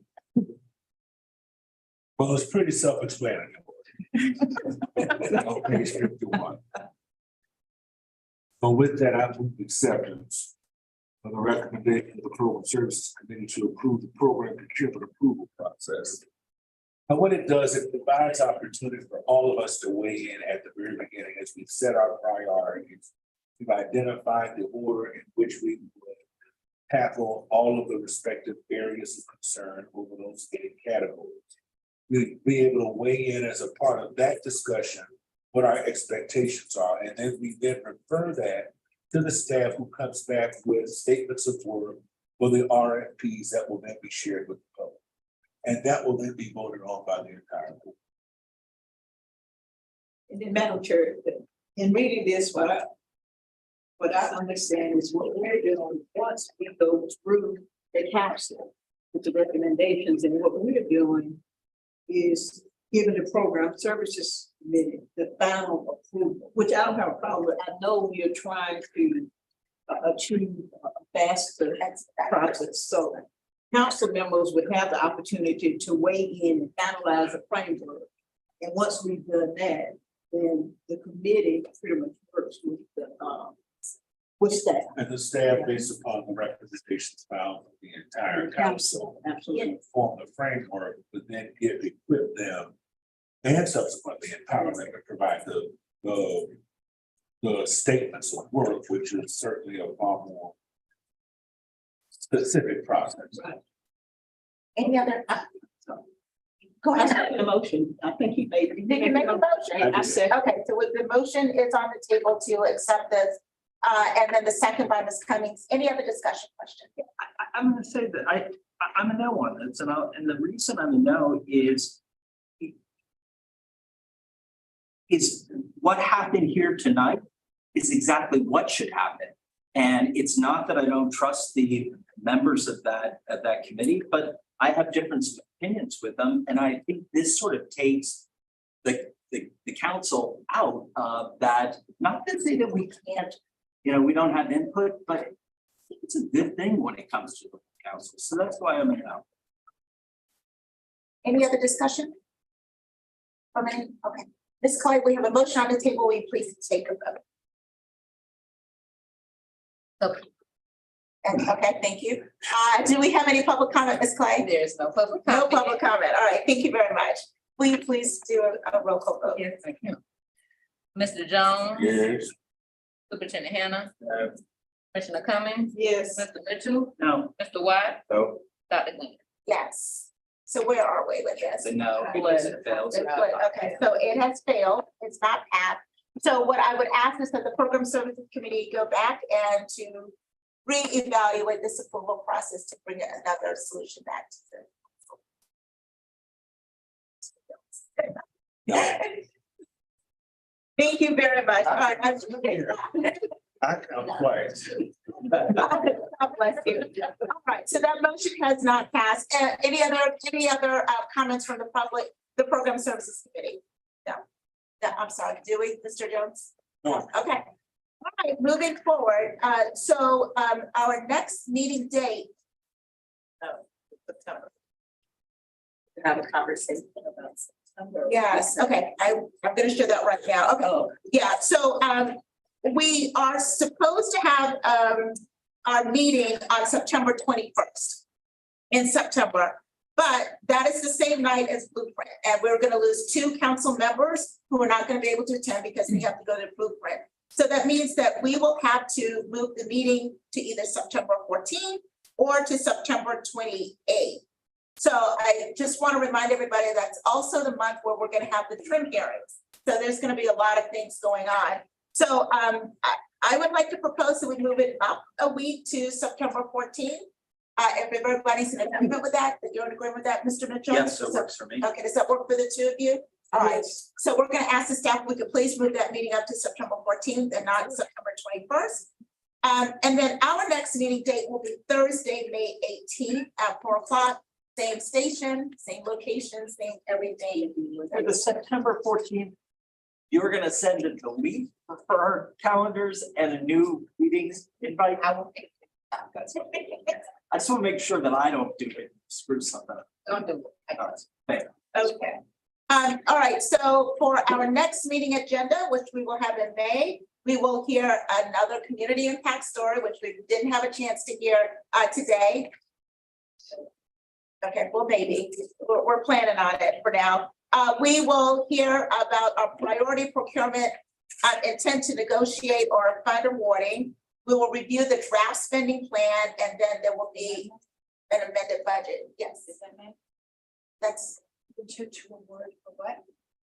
Priority. The funding's on June. I'm sorry. It's Okay, June. so that's Take not, that off. okay, I'm okay. a So let's month do that. ahead. Maybe have a heart attack. I'm sorry.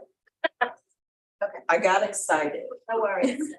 Okay, and then I am also expecting that we would have an update from our executive committee meeting, and then also updates from our additional committee members. Okay, any member comments at this time? Yes, Mr. Jones? I am interested as we move forward. I appreciate citizen engagement. But as we review these RFPs, I do believe that there needs to be a level of preparedness and expertise such that the persons who make evaluation are able to make the types of evaluations on of the information provided. We heard comments from respondents, and I mean, of course, no one ever likes these things, but I know that when we review proposals, we get subject matter experts, and in a community where we are the 10th smartest community in the entire country with 2 major research institutions, A+ school district, as well as persons who vastly experienced. I think that when it comes time to make these reviews, that we have that level of expertise such that we can see, because in doing so, you see a greater unanimity in scoring because they are exposed and understand what it is they're reviewing. And I just think that such that we don't, I just think that we ought to be more deliberate as we select. And I know we put out what is a cattle call, for lack of a better word, to get response. But sometimes I know people will do things for you for 3 reasons. 1, they either believe in you. 2, they believe in the purpose of the role of the organization. Then 3, people will do it just because you've asked.